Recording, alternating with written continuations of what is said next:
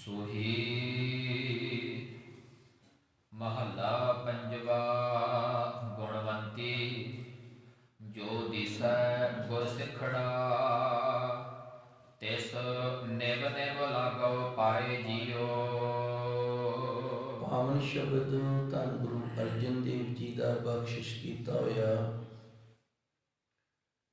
763 ਅੰਗ ਤੇ ਸੁਭਾਇਮਾਨ, ਜਿਸ ਦਾ ਸਿਰਲੇਖ ਹੈ ਗੁਣਵੰਤੀ। ਅੱਗੇ ਧੰਨ ਗੁਰੂ ਜੀ ਰਹਿਮਤ ਕਰਦੇ ਨੇ, ਜੋ ਦੀਸੈ ਗੁਰ ਸਿਖੜਾ, ਤਿਸ ਨਿਵ ਨਿਵ ਲਾਗੋ ਪਾਏ ਜੀਓ। ਆਖਾ ਬਿਰਥਾ ਜੀ ਕੀ, ਗੁਰ ਸੱਜਣ ਦੇਹ ਮਿਲਾਏ ਜੀਓ। ਗੁਣਵੰਤੀ ਜਿਸ ਦੇ ਵਿੱਚ ਗੁਣ ਹੋਣ। ਮਨੁੱਖ ਦੇ ਸਰੀਰ ਦੇ ਕੁਝ ਅੰਗ ਨੇ ਜਿਨ੍ਹਾਂ ਨੂੰ ਇੰਦਰੀ ਆਖਿਆ ਗਿਆ ਹੈ। ਅੱਖਾਂ ਇੱਕ ਇੰਦਰੀ ਦਾ ਰੂਪ ਹਨ ਤੇ ਅੱਖਾਂ ਕੋਲੇ ਗੁਣ ਹੈ ਵੇਖਣਾ।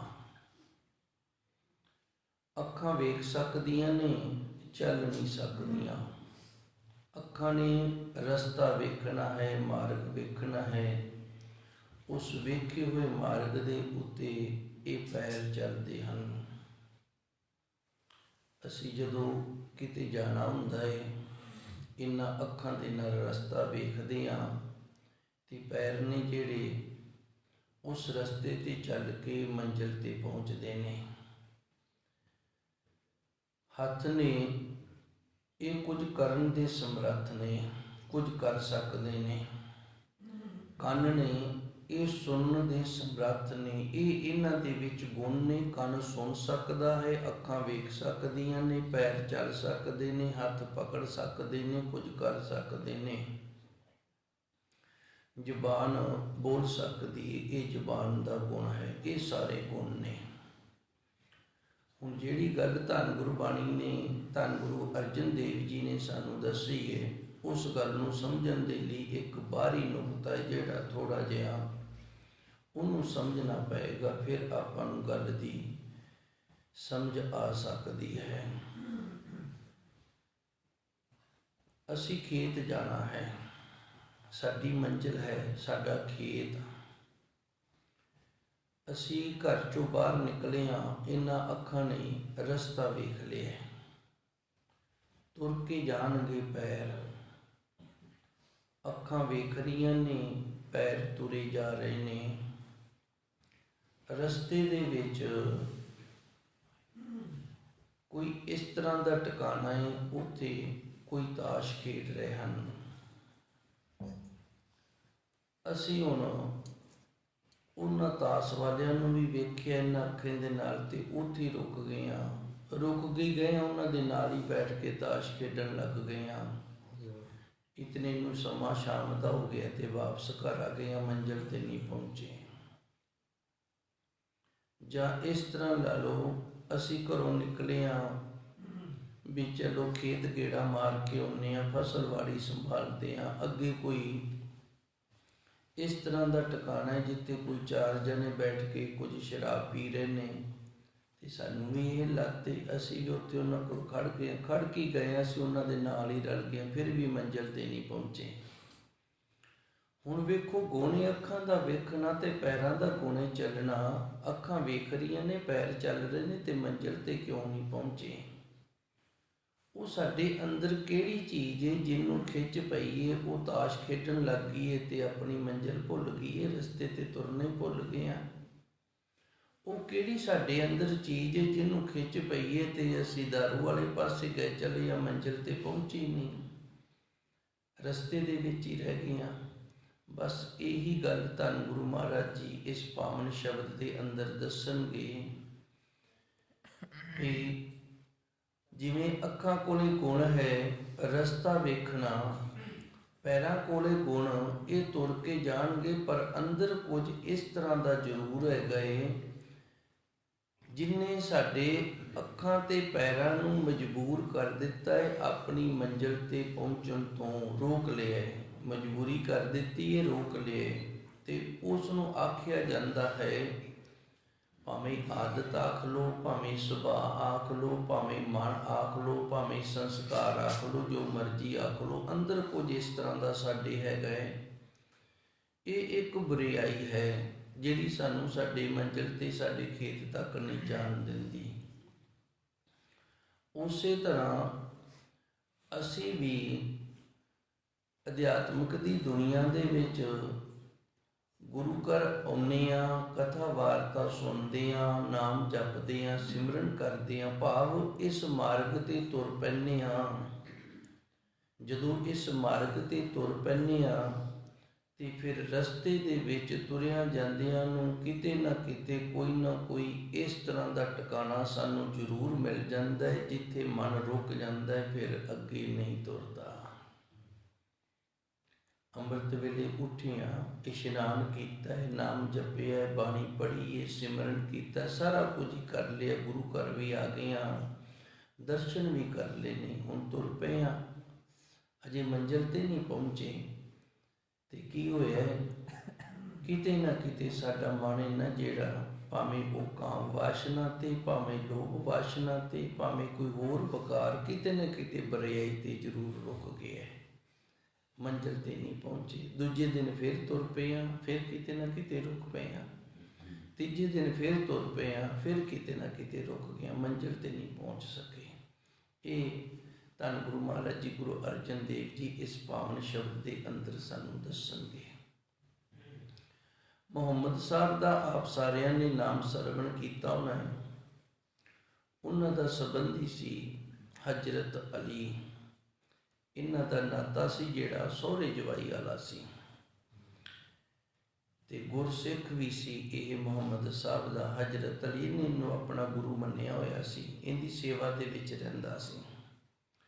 ਇੱਕ ਵਾਰੀ ਹਜ਼ਰਤ ਅਲੀ ਨੇ ਸਵਾਲ ਕੀਤਾ ਮੁਹੰਮਦ ਸਾਹਿਬ ਨੂੰ, ਕਹਿੰਦਾ ਜੀ ਸਭ ਕੁਝ ਪਰਮਾਤਮਾ ਹੀ ਕਰਦਾ ਕਿ ਆਪਾਂ ਵੀ ਕੁਝ ਕਰ ਸਕਦੇ ਹਾਂ?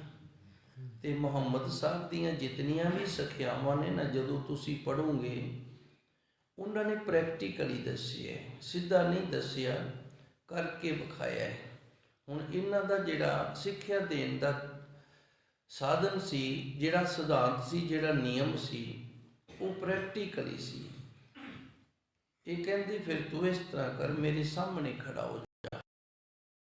ਹਜ਼ਰਤ ਅਲੀ ਜੀ ਸਾਹਮਣੇ ਖੜੇ ਹੋ ਗਏ, ਸ਼ਾਇਦ ਰੱਬ ਹੀ ਵਿਖਾ ਦੇਣ। ਹੁਣ ਹਜ਼ਰਤ ਅਲੀ ਨੂੰ ਮੁਹੰਮਦ ਸਾਹਿਬ ਨੇ ਆਖਿਆ ਤੂੰ ਇੱਕ ਪੈਰ ਚੁੱਕ ਲਾ। ਇਹਨੇ ਆਪਣਾ ਸੱਜਾ ਪੈਰ ਚੁੱਕ ਲਿਆ। ਫਿਰ ਮੁਹੰਮਦ ਸਾਹਿਬ ਨੇ ਆਖਿਆ ਹੁਣ ਖੱਬਾ ਪੈਰ ਵੀ ਚੁੱਕ ਲਾ। ਇਹ ਜਦੋਂ ਖੱਬਾ ਪੈਰ ਚੁੱਕਣ ਲੱਗਾ ਤੇ ਸੱਜਾ ਪੈਰ ਇਹਨੇ ਥੱਲੇ ਰੱਖ ਦਿੱਤਾ ਹੈ। ਮੁਹੰਮਦ ਸਾਹਿਬ ਨੇ ਆਖਿਆ ਮੈਂ ਤੈਨੂੰ ਸੱਜਾ ਪੈਰ ਥੱਲੇ ਰੱਖਣ ਨੂੰ ਨਹੀਂ ਆਖਿਆ, ਕੇਵਲ ਖੱਬਾ ਪੈਰ ਚੱਕਣ ਨੂੰ ਹੀ ਆਖਿਆ। ਹੋਏਗਾ ਕਿਵੇਂ? ਹੋਏਗਾ ਤਾਂ ਜੇ ਸੱਜਾ ਪੈਰ ਜਿਹੜਾ ਉਹ ਥੱਲੇ ਰੱਖਿਆ ਜਾਵੇ ਤੇ ਖੱਬਾ ਪੈਰ ਫਿਰ ਚੱਕਿਆ ਜਾਏਗਾ। ਤੇ ਮੁਹੰਮਦ ਸਾਹਿਬ ਨੇ ਆਖਿਆ ਬਸ ਹੁਣ ਤੈਨੂੰ ਸਮਝ ਆ ਜਾਵੇਗੀ। ਕਹਿੰਦਾ ਜੀ ਕੀ? ਕਹਿੰਦਾ ਉਸ ਪ੍ਰਭੂ ਪਰਮਾਤਮਾ ਨੇ ਤੈਨੂੰ ਸਰੀਰ ਦੇ ਅੰਗ ਦਿੱਤੇ ਨੇ, ਭਾਵੇਂ ਪਹਿਲੂ ਤੂੰ ਖੱਬਾ ਚੱਕ ਲੈਂਦਾ ਤੇ ਭਾਵੇਂ ਸੱਜਾ ਚੱਕ ਲੈਂਦਾ। ਇੱਕ ਪੈਰ ਚੱਕ ਕੇ ਤੇ ਦੂਜਾ ਪੈਰ ਨਾ ਜਿਹੜਾ ਉਹ ਫਿਰ ਚੱਕਿਆ ਜਾਏਗਾ ਜਦੋਂ ਉਹਨੂੰ ਤੂੰ ਰੱਖ ਲਵੇਂਗਾ। ਕਹਿੰਦਾ ਜੀ ਅਜੇ ਨਹੀਂ ਸਮਝਿਆ। ਤੇ ਮੁਹੰਮਦ ਸਾਹਿਬ ਕਹਿੰਦੇ ਫਿਰ ਸਮਝ ਇਸ ਤਰ੍ਹਾਂ ਵੀ ਸਵੇਰੇ ਉੱਠਦਾ ਹੈ, ਭਾਵੇਂ ਚੰਗੇ ਪਾਸੇ ਤੁਰ ਪਏ, ਚੰਗਾ ਸੱਜਾ ਪੈਰ ਚੱਕਿਆ ਗਿਆ। ਹੁਣ ਜੇ ਤੂੰ ਮਾੜੇ ਪਾਸੇ ਤੁਰੇਗਾ ਤੇ ਉਹ ਚੰਗਾ ਪੈਰ ਹੈ ਜਿਹੜਾ ਉਹ ਤੈਨੂੰ ਰੱਖਣਾ ਪਏਗਾ। ਉਸ ਪ੍ਰਭੂ ਪਰਮਾਤਮਾ ਨੇ ਤੈਨੂੰ ਦੋਵੇਂ ਪੈਰ ਦਿੱਤੇ ਨੇ ਤੇ ਸਮਰੱਥਾ ਦਿੱਤੀ ਹੈ ਚੱਕਣ ਤੇ ਧਰਨ ਦੀ। ਉਹ ਨਾ ਚੱਕਦਾ ਤੇ ਨਾ ਧਰਦਾ, ਚੱਕਣ ਵਾਲਾ ਵੀ ਤੂੰ ਹੈ ਤੇ ਧਰਨ ਵਾਲਾ ਵੀ ਤੂੰ ਹੈ। ਉਸਨੇ ਤੈਨੂੰ ਸਮਰੱਥਾ ਦੇ ਦਿੱਤੀ ਹੈ ਵੀ ਭਾਵੇਂ ਜਿਹੜਾ ਮਰਜ਼ੀ ਚੱਕ ਤੇ ਜਿਹੜਾ ਮਰਜ਼ੀ ਧਰ ਲੈ, ਮੈਂ ਤੈਨੂੰ ਇਹ ਤਾਕਤ ਦੇ ਦਿੱਤੀ ਹੈ। ਕਹਿੰਦਾ ਜੀ ਹੁਣ ਸਮਝ ਗਿਆ।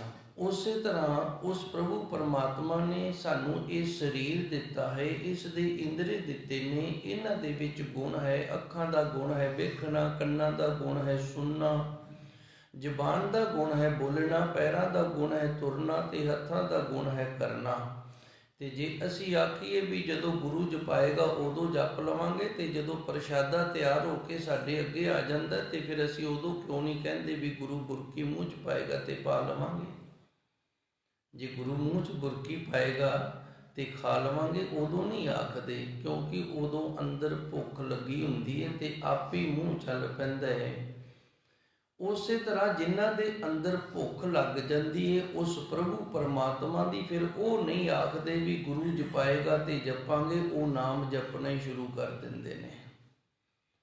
ਉਹ ਢਿੱਡ ਨਹੀਂ ਕਰਦੇ, ਉਹ ਨਾਮ ਜਪਣਾ ਸ਼ੁਰੂ ਕਰਦੇ ਨੇ। ਬਹਾਨੇ ਨੇ ਜਿਹੜੇ ਉਹ ਬਣਾਉਂਦੇ ਨੇ ਜਿਨ੍ਹਾਂ ਦੇ ਅੰਦਰ ਭੁੱਖ ਨਹੀਂ। ਭੁੱਖ ਨਾ ਹੋਵੇ ਤੇ ਕਿਤਨਾ ਵੀ ਵਧੀਆ ਪ੍ਰਸ਼ਾਦਾ ਤਿਆਰ ਹੋਵੇ ਤੇ ਕਹਿ ਦਿੱਤਾ ਜੀ ਨਹੀਂ ਕਰਦਾ, ਮਨ ਨਹੀਂ ਹੈਗਾ, ਰੱਜੇ ਪਏ ਆ। ਜਿਨ੍ਹਾਂ ਦੇ ਅੰਦਰ ਉਸ ਪ੍ਰਭੂ ਪਰਮਾਤਮਾ ਦੀ ਭੁੱਖ ਹੁੰਦੀ ਏ, ਉਹ ਫਿਰ ਆਪਣਾ ਪੈਰ ਜਿਹੜਾ ਉਹ ਗੁਰੂ ਮਾਰਗ ਵਾਲੇ ਪਾਸੇ ਚੱਕ ਕੇ ਤੁਰਦੇ ਨੇ। ਸੋ ਧੰਨ ਗੁਰੂ ਜੀ ਨੇ ਕਿਰਪਾ ਕੀਤੀ ਹੈ, ਸਾਨੂੰ ਦੱਸਿਆ ਫਿਰ ਇਸ ਮਾਸੇ ਜਦੋਂ ਤੁਰਨਾ ਹੈ ਤੇ ਅਸੀਂ ਕੀ ਕਰਨਾ ਹੈ। ਜੋ ਦਿਸੇ ਗੁਰ ਸਿੱਖੜਾ। ਸਿੱਖ ਦਾ ਅਰਥ ਹੁੰਦਾ ਸਿੱਖਣਾ। ਜਿਵੇਂ ਬੱਚਾ ਪੜ੍ਹ ਰਿਹਾ ਹੈ, ਵਿਦਿਆਰਥੀ ਹੈ, ਅਸੀਂ ਕਹਿੰਦੇ ਹਾਂ ਬੱਚਾ ਪੜ੍ਹ ਰਿਹਾ ਹੈ, ਤੇ ਜਦੋਂ ਪੜ੍ਹ ਜਾਂਦਾ ਫਿਰ ਕਹਿੰਦੇ ਹਾਂ ਪੜ੍ਹ ਗਿਆ ਹੈ। ਉਵੇਂ ਸਿੱਖਣ ਵਾਲੇ ਨੂੰ ਸਿੱਖ ਆਖਿਆ ਤੇ ਜਿਹੜਾ ਸਿੱਖ ਗਿਆ ਉਹਨੂੰ ਸਿੱਖ ਗਿਆ ਆਖਿਆ ਜਾਂਦਾ। ਸਿੱਖੜਾ ਤੋਂ ਭਾਵੇਂ ਸਿੱਖ ਗਿਆ। ਜੋ ਦਿਸੇ ਗੁਰ ਸਿੱਖੜਾ, ਜਿਹੜਾ ਸਿੱਖ ਗਿਆ ਗੁਰੂ ਮਾਰਗ ਦੇ ਉੱਤੇ ਤੁਰਨਾ। ਜਿਨਨੇ ਗੁਰੂ ਦੀ ਸਿੱਖਿਆ ਨੂੰ ਧਾਰਨ ਕਰ ਲਿਆ, ਜਿਨਨੇ ਗੁਰੂ ਦੀ ਸਿੱਖਿਆ ਨੂੰ ਸਿੱਖ ਲਿਆ, ਤਿਸ ਨਿਵ ਨਿਵ ਲਾਗੋ ਪਾਏ ਜੀਓ। ਉਸ ਦੇ ਚਰਨਾਂ ਦੇ ਨਾਲ ਅਸੀਂ ਜੁੜਨਾ। ਉਸ ਦੇ ਚਰਨਾਂ ਦੇ ਨਾਲ ਕਿਉਂ ਜੁੜਨਾ? ਕਿਉਂਕਿ ਉਹਦੇ ਤੋਂ ਹੀ ਸਾਨੂੰ ਗੁਰੂ ਮਾਰਗ ਤੇ ਤੁਰਨ ਦਾ ਜਿਹੜਾ ਰਸਤਾ ਹੈ ਨਾ ਉਹ ਪ੍ਰਾਪਤ ਹੋਵੇਗਾ। ਜਿਹੜਾ ਤੁਰਿਆ ਹੋਇਆ, ਜਿਹੜਾ ਪਹੁੰਚਿਆ ਹੋਇਆ, ਉਹੀ ਦੱਸ ਸਕਦਾ ਹੈ ਵੀ ਇਸ ਰਸਤੇ ਤੇ ਇਸ ਤਰ੍ਹਾਂ ਤੁਰ ਕੇ ਤੇ ਇਸ ਤਰ੍ਹਾਂ ਪਹੁੰਚੀਦਾ ਹੈ। ਹੁਣ ਧੰਨ ਗੁਰੂ ਮਹਾਰਾਜ ਜੀ ਰਹਿਮਤ ਕਰਦੇ ਨੇ, ਸਾਨੂੰ ਗਿਆਨ ਦਿੰਦੇ ਨੇ, ਸੋਝੀ ਦਿੰਦੇ ਨੇ, ਸਿੱਖਿਆ ਦਿੰਦੇ ਨੇ। ਜੋ ਦਿਸੈ ਗੁਰ ਸਿੱਖੜਾ ਗੁਣਵੰਤੀ, ਜਿਹੜਾ ਗੁਰਮੁਖ ਪਿਆਰਾ ਗੁਣਵੰਤੀ ਆਪਣੇ ਆਪ ਨੂੰ ਗੁਣਾਂ ਵਾਲਾ ਅਖਵਾਉਂਦਾ ਹੈ ਨਾ ਵੀ ਮੇਰੇ ਵਿੱਚ ਗੁਣ ਹਨ, ਤੇ ਉਹ ਫਿਰ ਸਭ ਤੋਂ ਵੱਡੀ ਗੁਰੂ ਮਹਾਰਾਜ ਜੀ ਦੀ ਸਿੱਖਿਆ ਇਹ ਹੈ, ਸਭ ਤੋਂ ਵੱਡਾ ਗੁਣ ਇਹ ਹੈ ਕਿ ਉਹ ਆਪਣੇ ਇੰਦਰੀਆਂ ਨੂੰ ਮਨ ਦੇ ਅਧੀਨ ਨਹੀਂ ਹੋਣ ਦੇਗਾ। ਕਿਉਂਕਿ ਮਨ ਜਿਹੜਾ, ਇਸ ਮਨ ਨੇ ਮੰਜ਼ਿਲ ਤੇ ਨਹੀਂ ਪਹੁੰਚਣ ਦੇਣਾ। ਇਹਨੇ ਜੇ ਤਾਸ਼ ਖੇਡਣ ਵਾਲੇ ਵੇਖ ਲਏ ਤੇ ਉੱਥੇ ਰੁਕ ਜਾਣਾ, ਖੇਤ ਨਹੀਂ ਜਾਣ ਦੇਗਾ। ਜੇ ਕੋਈ ਹੋਰ ਵਿਭਚਾਰੀ ਵੇਖ ਲਏ ਤੇ ਉੱਥੇ ਖੜ ਜਾਏਗਾ, ਇਹ ਖੇਤ ਨਹੀਂ ਪਹੁੰਚਣ ਦੇਗਾ। ਉਸੇ ਤਰ੍ਹਾਂ ਸਾਡੀ ਮੰਜ਼ਿਲ ਹੈ ਪ੍ਰਭੂ ਪਰਮਾਤਮਾ ਦੀ ਪ੍ਰਾਪਤੀ। ਤੇ ਜੇ ਅਸੀਂ ਚਾਹੁੰਦੇ ਹਾਂ ਵੀ ਅਸੀਂ ਮੰਜ਼ਿਲ ਤੇ ਪਹੁੰਚ ਜਾਈਏ, ਰਸਤੇ ਵਿੱਚ ਕੋਈ ਵੀ ਸਾਨੂੰ ਰੁਕਾਵਟ ਨਾ ਮਿਲੇ, ਤੇ ਫਿਰ ਜਿਹੜੇ ਪਹੁੰਚੇ ਹੋਏ ਨੇ ਇਸ ਮਾਰਗ ਤੇ ਤੁਰ ਕੇ ਉਹਨਾਂ ਦੇ ਚਰਨਾਂ ਦੇ ਨਾਲ ਸਾਨੂੰ ਜੁੜ ਕੇ ਤੇ ਉਹਨਾਂ ਤੋਂ ਸਿੱਖਿਆ ਲੈਣੀ ਪੈਂਦੀ ਹੈ ਜੀ। ਆਖਾ ਬਿਰਥਾ ਜੀਅ ਕੀ, ਗੁਰ ਸੱਜਣ ਦੇਹ ਮਿਲਾਏ ਜੀਓ। ਬਿਰਥਾ ਦਾ ਅਰਥ ਹੁੰਦਾ ਅੰਦਰ ਦਾ ਦੁੱਖ। ਆਪਣੇ ਅੰਦਰ ਦਾ ਜਿਹੜਾ ਦੁੱਖ ਹੈ ਨਾ, ਇਹ ਉਹਨਾਂ ਨੂੰ ਦੱਸਣਾ ਪੈਣਾ ਹੈ। ਆਖਾ ਬਿਰਥਾ ਜੀ ਕੀ, ਜਿਹੜਾ ਸਾਡੇ ਅੰਦਰ ਦਾ ਦੁੱਖ ਹੈ, ਇਹ ਉਹਨਾਂ ਗੁਰਸਿੱਖਾਂ ਨੂੰ ਦੱਸਣਾ ਪੈਣਾ ਹੈ ਜਿਹੜੇ ਗੁਰੂ ਦੀ ਸਿੱਖਿਆ ਨੂੰ ਧਾਰਨ ਕਰਕੇ ਤੇ ਉਸ ਮਾਰਗ ਤੇ ਤੁਰ ਕੇ, ਗੁਰੂ ਮਾਰਗ ਤੇ, ਹਰੀ ਮਾਰਗ ਤੇ, ਧਰਮ ਦੇ ਮਾਰਗ ਤੇ ਤੁਰ ਕੇ ਤੇ ਮੰਜ਼ਿਲ ਤੱਕ ਪਹੁੰਚ ਗਏ ਨੇ। ਤੇ ਆਖਣਾ ਕੀ ਹੈ? ਗੁਰ ਸੱਜਣ ਦੇਹ ਮਿਲਾਏ ਜੀਓ, ਵੀ ਸੱਚਾ ਸਤਿਗੁਰ ਗੁਰੂ ਹੈ, ਉਸ ਦੇ ਨਾਲ ਸਾਡਾ ਮਿਲਾਪ ਹੋ ਜਾਵੇ, ਅਸੀਂ ਗੁਰੂ ਵਾਲੇ ਹੋ ਜਾਈਏ। ਗੁਰੂ ਸੱਚੇ ਸਤਿਗੁਰ ਦੀ ਜਿਹੜੀ ਕਿਰਪਾ ਉਹ ਸਾਡੇ ਤੇ ਹੋ ਜਾਵੇ, ਅਸੀਂ ਗੁਰੂ ਦੀਆਂ ਬਖਸ਼ਿਸ਼ਾਂ ਦੇ ਪਾਤਰ ਬਣ ਜਾਈਏ। ਕਿਉਂਕਿ ਵਿਚੋਲੇ ਤੋਂ ਬਿਨਾਂ ਜਿਹੜੀ ਗੱਲ ਹੈ ਨਾ ਉਹ ਨਹੀਂ ਬਣਦੀ। ਅਸੀਂ ਜੇ ਅਰਦਾਸ ਵੀ ਕਰਾਉਣੀ ਹੁੰਦੀ ਹੈ ਨਾ ਧੰਨ ਗੁਰੂ ਗ੍ਰੰਥ ਸਾਹਿਬ ਜੀ ਦੇ ਅੱਗੇ, ਤੇ ਫਿਰ ਵੀ ਵਿੱਚ ਵਿਚੋਲਾ ਪਾਉਂਦੇ ਆ ਗ੍ਰੰਥੀ ਸਿੰਘ ਨੂੰ, ਅਰਦਾਸੀ ਸਿੰਘ ਨੂੰ, ਵੀ ਸਾਡੀ ਅਰਦਾਸ ਕਰ ਦਿਓ। ਗੁਰੂ ਮਹਾਰਾਜ ਜੀ ਇਹ ਸਿੱਖਿਆ ਦੇ ਰਹੇ ਨੇ, ਜੋ ਦਿਸੇ ਗੁਰ ਸਿੱਖੜਾ, ਜਿਹੜਾ ਪਹੁੰਚਿਆ ਹੋਇਆ ਗੁਰੂ ਦਾ ਸਿੱਖ ਕੋਈ ਮਿਲ ਜਾਵੇ, ਦਿਸ ਪਵੇ, ਤਿਸ ਨਿਵ ਨਿਵ ਲਾਗੋ ਪਾਏ ਜੀਓ। ਉਸ ਦੇ ਚਰਨਾਂ ਦੇ ਨਾਲ ਅਸੀਂ ਜੁੜਨਾ ਕਰੀਏ। ਆਖਾ ਬਿਰਥਾ ਜੀ ਕੀ, ਤੇ ਆਪਣੇ ਅੰਦਰ ਜਿਹੜੀ ਜੀ ਦੇ ਵਿੱਚ ਗੱਲ ਹੈ ਨਾ, ਮਨ ਦੇ ਵਿੱਚ ਜਿਹੜੀ ਗੱਲ ਹੈ, ਜਿਹੜਾ ਦੁੱਖ ਹੈ, ਉਹ ਉਹਨੂੰ ਦੱਸਣਾ ਕਰੀਏ ਵੀ ਅਸੀਂ ਗੁਰੂ ਮਹਾਰਾਜ ਜੀ ਸੱਚੇ ਸਤਿਗੁਰ ਦੇ ਮਾਰਗ ਤੇ ਤੁਰ ਕੇ ਨਾ ਮੰਜ਼ਿਲ ਤੇ ਪਹੁੰਚਣਾ ਹੈ। ਗੁਰੂ ਦੇ ਸਿੱਖ ਹੋ ਕੇ ਤੇ ਹਰੀ ਦਰ ਤੱਕ ਅਸੀਂ ਪਹੁੰਚਣਾ ਹੈ। ਗੁਰ ਸੱਜਣ ਦੇਹ ਮਿਲਾਏ ਜੀਓ, ਇਹ ਗੁਰਮੁਖ ਪਿਆਰਿਆ ਤੂੰ ਕਿਰਪਾ ਕਰ, ਗੁਰੂ ਦੇ ਨਾਲ ਸਾਡਾ ਮਿਲਾਪ ਕਰਵਾਉਣਾ ਕਰ। ਸੋਈ ਦਸ ਉਪਦੇਸੜਾ ਮੇਰਾ ਮਨ ਅਨੰਤ ਨ ਕਾਹੂ ਜਾਏ ਜੀਓ। ਹੁਣ ਗੁਰਸਿੱਖ ਨੂੰ ਇਹ ਆਖਣਾ ਹੈ ਵੀ ਮੈਨੂੰ ਕੋਈ ਉਪਦੇਸ਼ ਦੇ ਜਿੰਦੇ ਨਾਲ ਮੇਰਾ ਮਨ ਕਿਤੇ ਹੋਰ ਨਾ ਜਾਏ। ਹੁਣ ਫਿਰ ਉਹ ਪਹਿਲੀ ਪ੍ਰਣਾਲਿਕਾ ਦੇ ਨਾਲ ਹੀ ਜੁੜ ਜੋ। ਅੱਖਾਂ ਰਸਤਾ ਵੇਖਦੀਆਂ ਨੇ, ਪੈਰ ਤੁਰਦੇ ਨੇ, ਤੇ ਅਸੀਂ ਰਸਤਾ ਵੇਖ ਕੇ ਤੇ ਤੁਰੇ ਵੀ ਜਾ ਰਹੇ ਹਾਂ, ਪਰ ਕਿਤੇ ਨਾ ਕਿਤੇ ਰਾਹ ਦੇ ਵਿੱਚ ਮਨ ਕਿਤੇ ਹੋਰ ਪਾਸੇ ਲੱਗ ਗਿਆ ਤੇ ਉੱਥੇ ਖੜ ਗਿਆ। ਉਹ ਕੋਈ ਵੀ ਥਾਂ ਹੋ ਸਕਦੀ ਹੈ, ਕਿਸੇ ਤਰ੍ਹਾਂ ਦੀ ਵੀ ਥਾਂ ਹੋ ਸਕਦੀ ਹੈ, ਪਰ ਥੋੜਾ ਜਿਹਾ ਸਮਝਣ ਦੇ ਲਈ ਕਿਤੇ ਕੋਈ ਤਾਸ਼ ਖੇਡਦਾ ਅਸੀਂ ਉੱਥੇ ਖੜ ਗਏ, ਕੋਈ ਗੱਲਾਂ ਵਾਲਾ ਮਿਲ ਗਿਆ ਉਹਦੇ ਕੋਲ ਖੜ ਗਏ, ਕਿਤੇ ਹੋਰ ਖੜ ਗਏ। ਇਹ ਹੈ ਮੇਰਾ ਮਨ ਅੰਤ ਨਾ ਕਾਹੂ ਜਾਏ ਜੀਓ। ਮੇਰਾ ਮਨ ਕਿਤੇ ਹੋਰ ਨਾ ਜਾਵੇ, ਬਸ ਰਸਤੇ ਤੇ ਤੁਰਿਆ ਜਾਵੇ ਤੇ ਮੰਜ਼ਿਲ ਨੂੰ ਧਿਆਨ ਦੇ ਵਿੱਚ ਰੱਖੇ।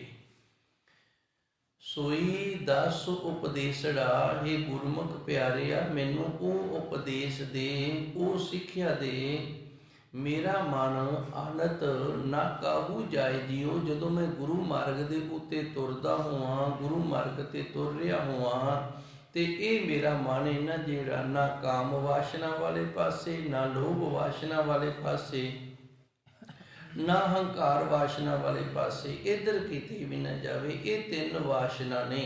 ਇੱਕ ਦਿਨ ਦਾਸ ਨੇ ਅੱਗੇ ਵੀ ਥੋੜੀ ਜਿਹੀ ਖੇਚਲਾ ਕੀਤੀ ਸੀ ਇਹਨਾਂ ਨੂੰ ਸਮਝਾਉਣ ਦੀ। ਵਾਸ਼ਨਾ ਜਿਹੜੀ ਹੈ ਨਾ, ਇਹ ਵਾਸ਼ਨਾ ਤੋਂ ਸ਼ਬਦ ਬਣਿਆ ਹੈ, ਤੇ ਵਾਸ਼ਨਾ ਦਾ ਅਰਥ ਹੁੰਦਾ ਸੁਗੰਧੀ, ਸਮੈਲ ਅੰਗਰੇਜ਼ੀ 'ਚ ਆਖ ਦਿੰਦੇ ਆਪਾਂ। ਜਿਵੇਂ ਰਸੋਈ ਦੇ ਵਿੱਚ ਕੁਝ ਬਣ ਰਿਹਾ ਹੈ ਨਾ, ਪੜੋਸੀਆਂ ਦੇ ਘਰੇ ਕੁਝ ਬਣ ਰਿਹਾ ਹੈ, ਤੇ ਹਵਾ ਆਪਣੇ ਘਰ ਨੂੰ ਆ ਰਹੀ ਹੈ, ਤੇ ਉਹਨਾਂ ਦੇ ਘਰੋਂ ਨਾ ਪਦਾਰਥ ਤਿਆਰ ਹੋ ਰਹੇ ਦੀ ਸਮੈਲ ਆ ਰਹੀ ਹੈ। ਹੁਣ ਸਾਨੂੰ ਸਮੈਲ ਜਿਵੇਂ ਜਿਵੇਂ ਆ ਰਹੀ ਹੈ ਨਾ, ਸਾਡਾ ਮਨ ਉਵੇਂ ਜ਼ਿਆਦਾ ਲਲਚਾ ਰਿਹਾ ਹੈ। ਮਨ ਜਿਹੜਾ ਉਹ ਉਵੇਂ ਜ਼ਿਆਦਾ ਲਲਚਾ ਰਿਹਾ, ਜਿਵੇਂ ਜਿਵੇਂ ਉਧਰੋਂ ਸਮੈਲ ਆ ਰਹੀ ਹੈ। ਉਵੇਂ ਜਿਵੇਂ ਕਾਮਨਾ ਦੀ ਸਮੈਲ ਆਏਗੀ, ਵਾਸ਼ਨਾ ਆਏਗੀ ਨਾ, ਉਵੇਂ ਮਨ ਜਿਹੜਾ ਇਸ ਪਾਸੇ ਜ਼ਿਆਦਾ ਲਲਚਾਏਗਾ। ਇਸੇ ਤਰ੍ਹਾਂ ਲੋਭ ਵਾਸ਼ਨਾ ਹੈ, ਜਿਵੇਂ ਲੋਭ ਦੀ ਵਾਸ਼ਨਾ ਆਏਗੀ ਤੇ ਮਨ ਉਵੇਂ ਲਲਚਾਏਗਾ। ਇਹ ਸਾਰੀਆਂ ਨੂੰ ਜਿਵੇਂ ਸਮਝ ਲੈਣਾ ਹੈ। ਇੱਥੇ ਮਨ ਨਾ ਰੁਕੇ। ਇਹ ਵਾਸ਼ਨਾ ਨੇ ਜਿਹੜੀ ਜਦੋਂ ਮਨ ਨੂੰ ਆਵੇ ਤੇ ਗੁਰੂ ਕਿਰਪਾ ਕਰ ਦੇਵੇ, ਇਸ ਮਨ ਨੂੰ ਪ੍ਰੇਰਨਾ ਮਿਲ ਜਾਵੇ। ਜੋ ਸੋਈ ਦਸ ਉਪਦੇਸਰਾ, ਹੁਣ ਜਿਹੜੇ ਗੁਰਸਿੱਖ ਦੇ ਸਿੱਖੇ ਹੋਏ ਤੇ ਗੁਰੂ ਮਾਰਗ ਤੇ ਪਹੁੰਚੇ ਹੋਏ ਤੇ ਚਰਨਾਂ ਦੇ ਨਾਲ ਸੀ ਜੁੜ ਕੇ ਅੰਦਰ ਦੀ ਬਿਰਥਾ ਦੱਸਣੀ ਹੈ, ਉਹਨੂੰ ਇਹ ਅਰਦਾਸ ਕਰਨੀ ਹੈ ਵੀ ਸਾਨੂੰ ਉਹ ਉਪਦੇਸ਼ ਦੇ, ਮੇਰਾ ਮਨ ਅਨੰਤ ਨਾ ਕਾਹੂ ਜਾਏ ਜੀਓ। ਜਦੋਂ ਮੈਂ ਗੁਰੂ ਮਾਰਗ ਤੇ ਤੁਰਦਾ ਹੋਵਾਂ, ਮੇਰੇ ਜੀਵਨ ਦੇ ਅੰਦਰ ਕੇਵਲ ਤੇ ਕੇਵਲ ਪ੍ਰਭੂ ਪਰਮਾਤਮਾ ਦੀ ਪ੍ਰਾਪਤੀ ਵਾਲੀ ਜਿਹੜੀ ਮੰਜ਼ਿਲ ਹੈ ਨਾ, ਉਹ ਹੀ ਹੋਵੇ। ਮੇਰਾ ਮਨ ਕਿਸੇ ਹੋਰ ਪਾਸੇ ਡਾਵਾਂ ਡੋਲ ਨਾ ਹੋਵੇ ਜੀ। ਇਹੋ ਮਨ ਤੈ ਕੋ ਡੇਵਸਾ ਮੈਂ ਮਾਰਗ ਦੇਹ ਬਤਾਏ ਜੀਓ। ਇਹ ਮਨ ਦਾ ਦੇਣਾ ਕੀ ਹੈ? ਧੰਨ ਗੁਰੂ ਜੀ ਨੇ ਕਿਰਪਾ ਕੀਤੀ ਹੈ, ਅੱਗੇ ਇਹ ਦੱਸਿਆ ਹੈ, ਉਹਨੂੰ ਅਸੀਂ ਕੀ ਆਖਣਾ? ਇਹ ਮਨ ਤੈ ਕੋ ਡੇਵਸਾ, ਮਨ ਦਾ ਦੇਣਾ ਕੀ ਹੈ? ਮਨ ਦਾ ਦੇਣਾ ਇਹ ਹੈ ਕਿ ਹੁਣ ਮਨ ਜਿਹੜਾ ਉਸ ਦਾ ਹੋ ਗਿਆ ਹੈ, ਜਿਸ ਨੂੰ ਅਸੀਂ ਦੇ ਦਿੱਤਾ ਹੈ। ਜਿਵੇਂ ਗੁਰੂ ਨੂੰ ਅਸੀਂ ਮਨ ਦੇ ਦਿੱਤਾ ਹੈ ਤੇ ਇਹ ਮਨ ਗੁਰੂ ਦਾ ਹੋ ਗਿਆ ਹੈ। ਅਸੀਂ ਆਪਣੇ ਮਨ ਦੇ ਨਾਲ ਨਾ ਕੁਝ ਵੀ ਨਹੀਂ ਕਰ ਸਕਦੇ। ਸਾਡੇ ਮਨ ਦੇ ਵਿੱਚ ਕੋਈ ਖਿਆਲ ਹੈ ਜਿਹੜਾ ਉਹ ਜੇ ਆ ਜਾਵੇ ਤੇ ਅਸੀਂ ਫਿਰ ਵੀ ਮਨ ਨੂੰ ਪ੍ਰੇਰਨਾ ਵੀ ਖਿਆਲ ਤਾਂ ਆ ਗਿਆ, ਪਰ ਮੈਂ ਕਰ ਨਹੀਂ ਸਕਦਾ ਕਿਉਂਕਿ ਮੈਂ ਗੁਰੂ ਨੂੰ ਅਰਪਣ ਕੀਤਾ ਹੋਇਆ।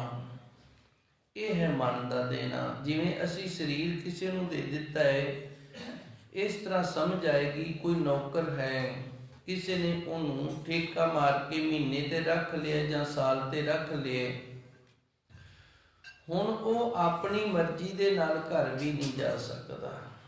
ਮਾਲਕ ਨੂੰ ਪੁੱਛੇਗਾ ਜੀ ਹੁਣ ਮੈਂ ਜਾਣਾ, ਕਿਉਂਕਿ ਉਹਨੇ ਸਰੀਰ ਜਿਹੜਾ ਉਹ ਸਾਲ ਭਰ ਦੇ ਲਈ ਵੇਚ ਦਿੱਤਾ ਹੈ, ਤੇ ਉਹ ਸਰੀਰ ਦੀ ਜਿਹੜੀ ਕਮਾਈ ਹੈ ਸਾਲ ਭਰ ਦੇ ਲਈ ਅਗਲਾ ਜਿਹੜਾ ਉਹ ਲਏਗਾ। ਅਸੀਂ ਉਹਦੇ ਸਾਲ ਭਰ ਦੇ ਪੈਸੇ ਨੇ ਜਿਹੜੇ ਉਹਨੂੰ ਦੇ ਦਿੱਤੇ ਨੇ। ਇਸੇ ਤਰ੍ਹਾਂ ਜਿਹੜੇ ਮਨ ਗੁਰੂ ਨੂੰ ਦੇ ਦਿੰਦੇ ਨੇ, ਮਨ ਵੇਚ ਦਿੰਦੇ ਨੇ ਗੁਰੂ ਦੇ ਅੱਗੇ। ਫਿਰ ਜਦੋਂ ਮਨ ਦੇ ਵਿੱਚ ਕੋਈ ਖਿਆਲ ਆਉਂਦਾ ਹੈ ਤੇ ਉਦੋਂ ਮਨ ਨੂੰ ਇਸ ਤਰ੍ਹਾਂ ਪ੍ਰੇਰ ਕੇ ਰੋਕ ਲੈਂਦੇ ਨੇ ਵੀ ਹੁਣ ਤੂੰ ਗੁਰੂ ਦਾ ਹੋ ਗਿਆ ਹੈ, ਤੇ ਜਦੋਂ ਤੱਕ ਗੁਰੂ ਦਾ ਹੁਕਮ ਨਾ ਹੋਵੇ ਉਦੋਂ ਤੱਕ ਤੂੰ ਕੁਝ ਕਰ ਨਹੀਂ ਸਕਦਾ। ਸੋ ਇੱਥੇ ਧੰਨ ਗੁਰੂ ਜੀ ਰਹਿਮਤ ਕਰਦੇ ਨੇ, ਇਹੋ ਮਨ ਤੈ ਕੂ ਡੇਵ ਸਾਹੇ ਗੁਰਮੁਖ ਪਿਆਰਿਆ, ਮੈਂ ਆਪਣਾ ਮਨ ਤੈਨੂੰ ਦੇ ਦੇਵਾਂਗਾ। ਮੈਂ ਮਾਰਗ ਦੇਵੋ ਬਤਾਏ ਜੀਓ, ਮੈਨੂੰ ਗੁਰੂ ਮਾਰਗ ਇਹਨਾਂ ਜਿਹੜਾ ਉਹ ਦੱਸਣਾ ਕਰ ਵੀ ਮੈਂ ਗੁਰੂ ਮਾਰਗ ਤੇ ਤੁਰਨ ਵਾਲਾ ਹੋਵਾਂ। ਜਿਹੜਾ ਗੁਰੂ ਮਾਰਗ ਹੈ, ਹਰੀ ਮਾਰਗ ਹੈ, ਇਹ ਮਾਰਗ ਇੱਕੋ ਹੀ, ਇਹਦੇ ਨਾਂ 3-4 ਨੇ ਗੁਰਬਾਣੀ ਦੇ ਅੰਦਰ। ਇਹਨੂੰ ਧਰਮ ਮਾਰਗ ਆਖੇ, ਸੰਤ ਕਾ ਮਾਰਗ ਆਖੇ, ਸੰਤ ਕਾ ਮਾਰਗ ਧਰਮ ਕੀ ਪੌੜੀ। ਇਹਨੂੰ ਸੰਤਾਂ ਦਾ ਮਾਰਗ ਆਖੇ। ਕਿਉਂ ਆਖਿਆ? ਕਿਉਂਕਿ ਸੰਤ ਇਸ ਮਾਰਗ ਤੇ ਤੁਰਦੇ ਨੇ, ਦੂਜੇ ਤੁਰਦੇ ਨਹੀਂ। ਇਹ ਧਰਮ ਦੀਆਂ ਪੌੜੀਆਂ ਨੇ, ਧਰਮ ਦੀਆਂ ਪੌੜੀਆਂ ਨੇ ਇਹ। ਇੱਥੇ ਪਾਪੀ ਮਨੁੱਖ ਜਿਹੜਾ ਉਹ ਪੈਰ ਹੀ ਨਹੀਂ ਰੱਖ ਸਕਦਾ। ਕੇਵਲ ਧਾਰਮਿਕ ਮਨੁੱਖ, ਧਰਮੀ ਮਨੁੱਖ ਜਿਹੜਾ ਉਹ ਇਹਨਾਂ ਪੌੜੀਆਂ ਤੇ ਪੈਰ ਰੱਖ ਸਕਦਾ ਹੈ। ਤਾਂ ਕਰਕੇ ਇਸ ਨੂੰ ਸੰਤ ਮਾਰਗ ਆਖੇ। ਕੇਵਲ ਇਸ ਮਾਰਗ ਤੇ ਤੁਰਨ ਵਾਲੇ ਸੰਤ ਹੀ ਹਨ। ਹਰ ਮਾਰਗੇ ਨੂੰ ਤਾਂ ਆਖਿਆ ਇਹ ਹਰੀ ਦੇ ਦਰ ਦੇ ਤੱਕ ਲੈ ਜਾਂਦਾ ਹੈ, ਤੇ ਗੁਰੂ ਮਾਰਗੇ ਨੂੰ ਤਾਂ ਆਖਿਆ ਇਸ ਮਾਰਗ ਨੂੰ, ਇਸ ਮਾਰਗ ਤੇ ਤੋਰਨ ਵਾਲਾ ਗੁਰੂ ਹੈ। ਗੁਰੂ ਕਿਰਪਾ ਕਰਦਾ ਹੈ, ਸਾਨੂੰ ਇਸ ਮਾਰਗ ਤੇ ਤੋਰਦਾ ਹੈ। ਧੰਨ ਗੁਰੂ ਜੀ ਰਹਿਮਤ ਕਰਦੇ ਨੇ ਗੁਰਬਾਣੀ ਦੇ ਅੰਦਰ। ਅਸੀਂ ਗੁਰਸਿੱਖ ਨੂੰ ਇਹ ਆਖਣਾ ਹੈ, ਬੇਨਤੀ ਕਰਨੀ ਹੈ, ਮੈਂ ਮਾਰਗ ਦਿਓ ਬਤਾਏ ਜੀਓ, ਮੈਨੂੰ ਗੁਰੂ ਮਾਰਗ ਜਿਹੜਾ ਉਹ ਦੱਸਣਾ ਕਰ। ਹਉ ਆਇਆ ਦੂਰਹੁ ਚੱਲ ਕੈ, ਮੈਂ ਤੱਕੀ ਤਉ ਸਰਣਾਏ ਜੀਓ। ਤੇ ਜਦੋਂ ਤੱਕ ਅਸੀਂ ਨਿਮਰਤਾ ਦੇ ਵਿੱਚ ਨਹੀਂ ਆਉਂਦੇ ਉਦੋਂ ਤੱਕ ਅਗਲਾ ਮਨ ਇਹਨਾਂ ਜਿਹੜਾ ਉਹ ਪਿਘਲਦਾ ਨਹੀਂ ਹੁੰਦਾ। ਜੇ ਅਸੀਂ ਚਾਹੁੰਦੇ ਹਾਂ, ਵੇਖੋ ਮੰਗਤਾ ਹੈ ਉਹ ਕਿਤਨੀ ਨਿਮਰਤਾ ਦੇ ਨਾਲ ਮੰਗਦਾ ਹੈ। ਭਾਵੇਂ ਉਹਦੇ ਅੰਦਰ ਕਿਸ ਤਰ੍ਹਾਂ ਦਾ ਵੀ ਖਿਆਲ ਹੁੰਦਾ ਹੈ, ਪਰ ਉਹਦੇ ਜਿਹੜੇ ਲਫ਼ਾਜ਼ ਨੇ ਨਾ, ਜਿਹੜੇ ਉਹਦੇ ਅੱਖਰ ਸ਼ਬਦ ਨੇ ਉਹ ਬੜੇ ਨਿਮਰਤਾ ਵਾਲੇ। ਉਹ ਆਪਣੇ ਚਿਹਰੇ ਦੀ ਆਕ੍ਰਿਤੀ ਵੀ ਇਸ ਤਰ੍ਹਾਂ ਬਣਾ ਲੈਂਦਾ ਵੀ ਮੈਂ ਬੜਾ ਗਰੀਬ ਹਾਂ। ਭਾਵੇਂ ਉਹਦੀ ਜੇਬ ਦੇ ਵਿੱਚ 1000-1200 ਰੁਪਈਆ ਹੋਵੇ, ਉਹਨੇ ਮੰਗ ਕੇ ਭਰੀ ਹੋਵੇ ਜੇਬ, ਤੇ ਸਾਡੇ ਅੱਗੇ ਜਦੋਂ ਹੱਥ ਕਰਦਾ ਨਾ ਉਦੋਂ ਆਪਣੇ ਚਿਹਰੇ ਦੀ ਆਕ੍ਰਿਤੀ ਵੀ ਇਸ ਤਰ੍ਹਾਂ ਬਣਾ ਲੈਂਦਾ ਵੀ ਬੜਾ ਮਾਸੂਮ ਜਿਹਾ ਵਿਚਾਰਾ, ਇਹ ਤਾਂ ਬੜਾ ਗਰੀਬੜਾ ਜਿਹਾ ਹੈ। ਤੇ ਸ਼ਬਦ ਵੀ ਹੁੰਦੇ ਇਸ ਤਰ੍ਹਾਂ ਦੇ ਹੁੰਦੇ ਨੇ। ਸੋ ਅਸੀਂ ਵੀ ਗੁਰਸਿੱਖ ਤੋਂ ਕੁਝ ਲੈਣਾ ਤੇ ਉਹਨੂੰ ਇਹ ਬੇਨਤੀ ਕਰਨੀ, ਹੋ ਆਇਆ ਦੂਰੋਂ ਚੱਲ ਕੇ। ਪਤਾ ਨਹੀਂ ਕਿੰਨੀਆਂ ਕੁ ਜੂਨਾਂ ਦੇ ਵਿੱਚੋਂ ਮੈਂ ਤੁਰ ਕੇ ਆਇਆ, ਬੜੀ ਦੂਰੋਂ, ਬੜਾ ਲੰਮਾ ਸਫ਼ਰ ਤੈਅ ਕਰਕੇ ਆਇਆ ਮੈਂ।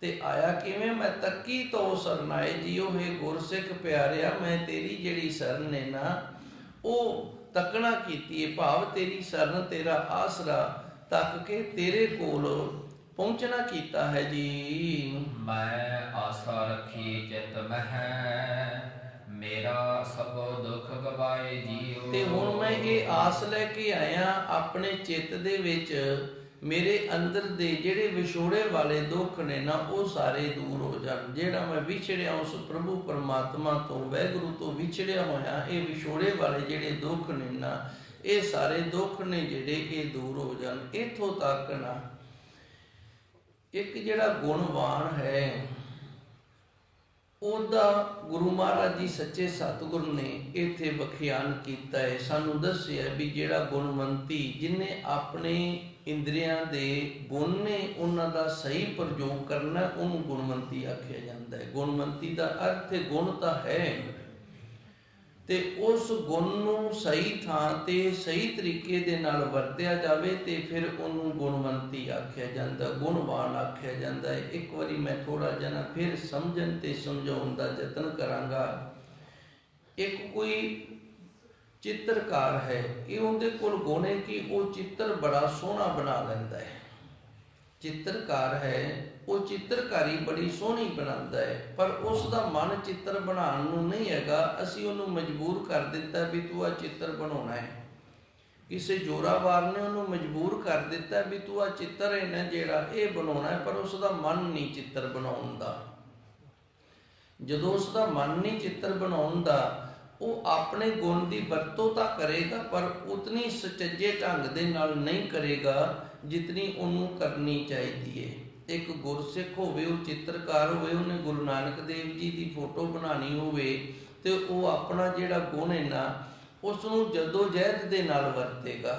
ਉਹਦੀ ਥਾਂ ਤੇ ਕੋਈ ਹੋਰ ਧਰਮ ਦਾ ਹੋਵੇ, ਜਿਹੜਾ ਗੁਰੂ ਨਾਨਕ ਦੇਵ ਜੀ ਨੂੰ ਨਾ ਮੰਨਦਾ ਹੋਵੇ, ਤੇ ਉਹਨੂੰ ਆਖਿਆ ਜਾਏ ਵੀ ਤੂੰ ਚਿੱਤਰ ਬਣਾ ਗੁਰੂ ਨਾਨਕ ਦੇਵ ਜੀ ਦਾ, ਤੇ ਉਹ ਆਪਣੇ ਗੁਣ ਦੀ ਸਹੀ ਵਰਤੋਂ ਨਹੀਂ ਕਰੇਗਾ, ਕਿਉਂਕਿ ਉਹਦੇ ਵਿੱਚ ਸ਼ਰਧਾ ਤੇ ਭਾਵਨਾ ਨਹੀਂ ਹੈਗੀ।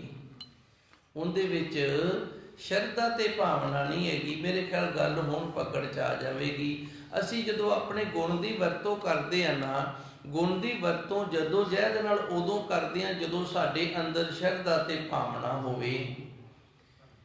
ਇੱਕ ਸੁਚੱਜੀ ਨੂੰਹ ਹੋਵੇ, ਬੜਾ ਸੋਹਣਾ ਪ੍ਰਸ਼ਾਦਾ ਪਾਣੀ ਤਿਆਰ ਕਰ ਲੈਂਦੀ ਹੋਵੇ, ਉਹਦੇ ਪੇਕਿਆਂ ਤੋਂ ਕੋਈ ਆ ਜਾਵੇ ਨਾ, ਤੇ ਫਿਰ ਉਹ ਆਪਣੇ ਗੁਣ ਦੀ ਬੜੀ ਵਰਤੋਂ ਕਰਦੀ ਏ। ਇਹ ਆਮ ਸਾਡੇ ਘਰਾਂ ਦੇ ਵਿੱਚ ਚੱਲਦਾ ਹੈ।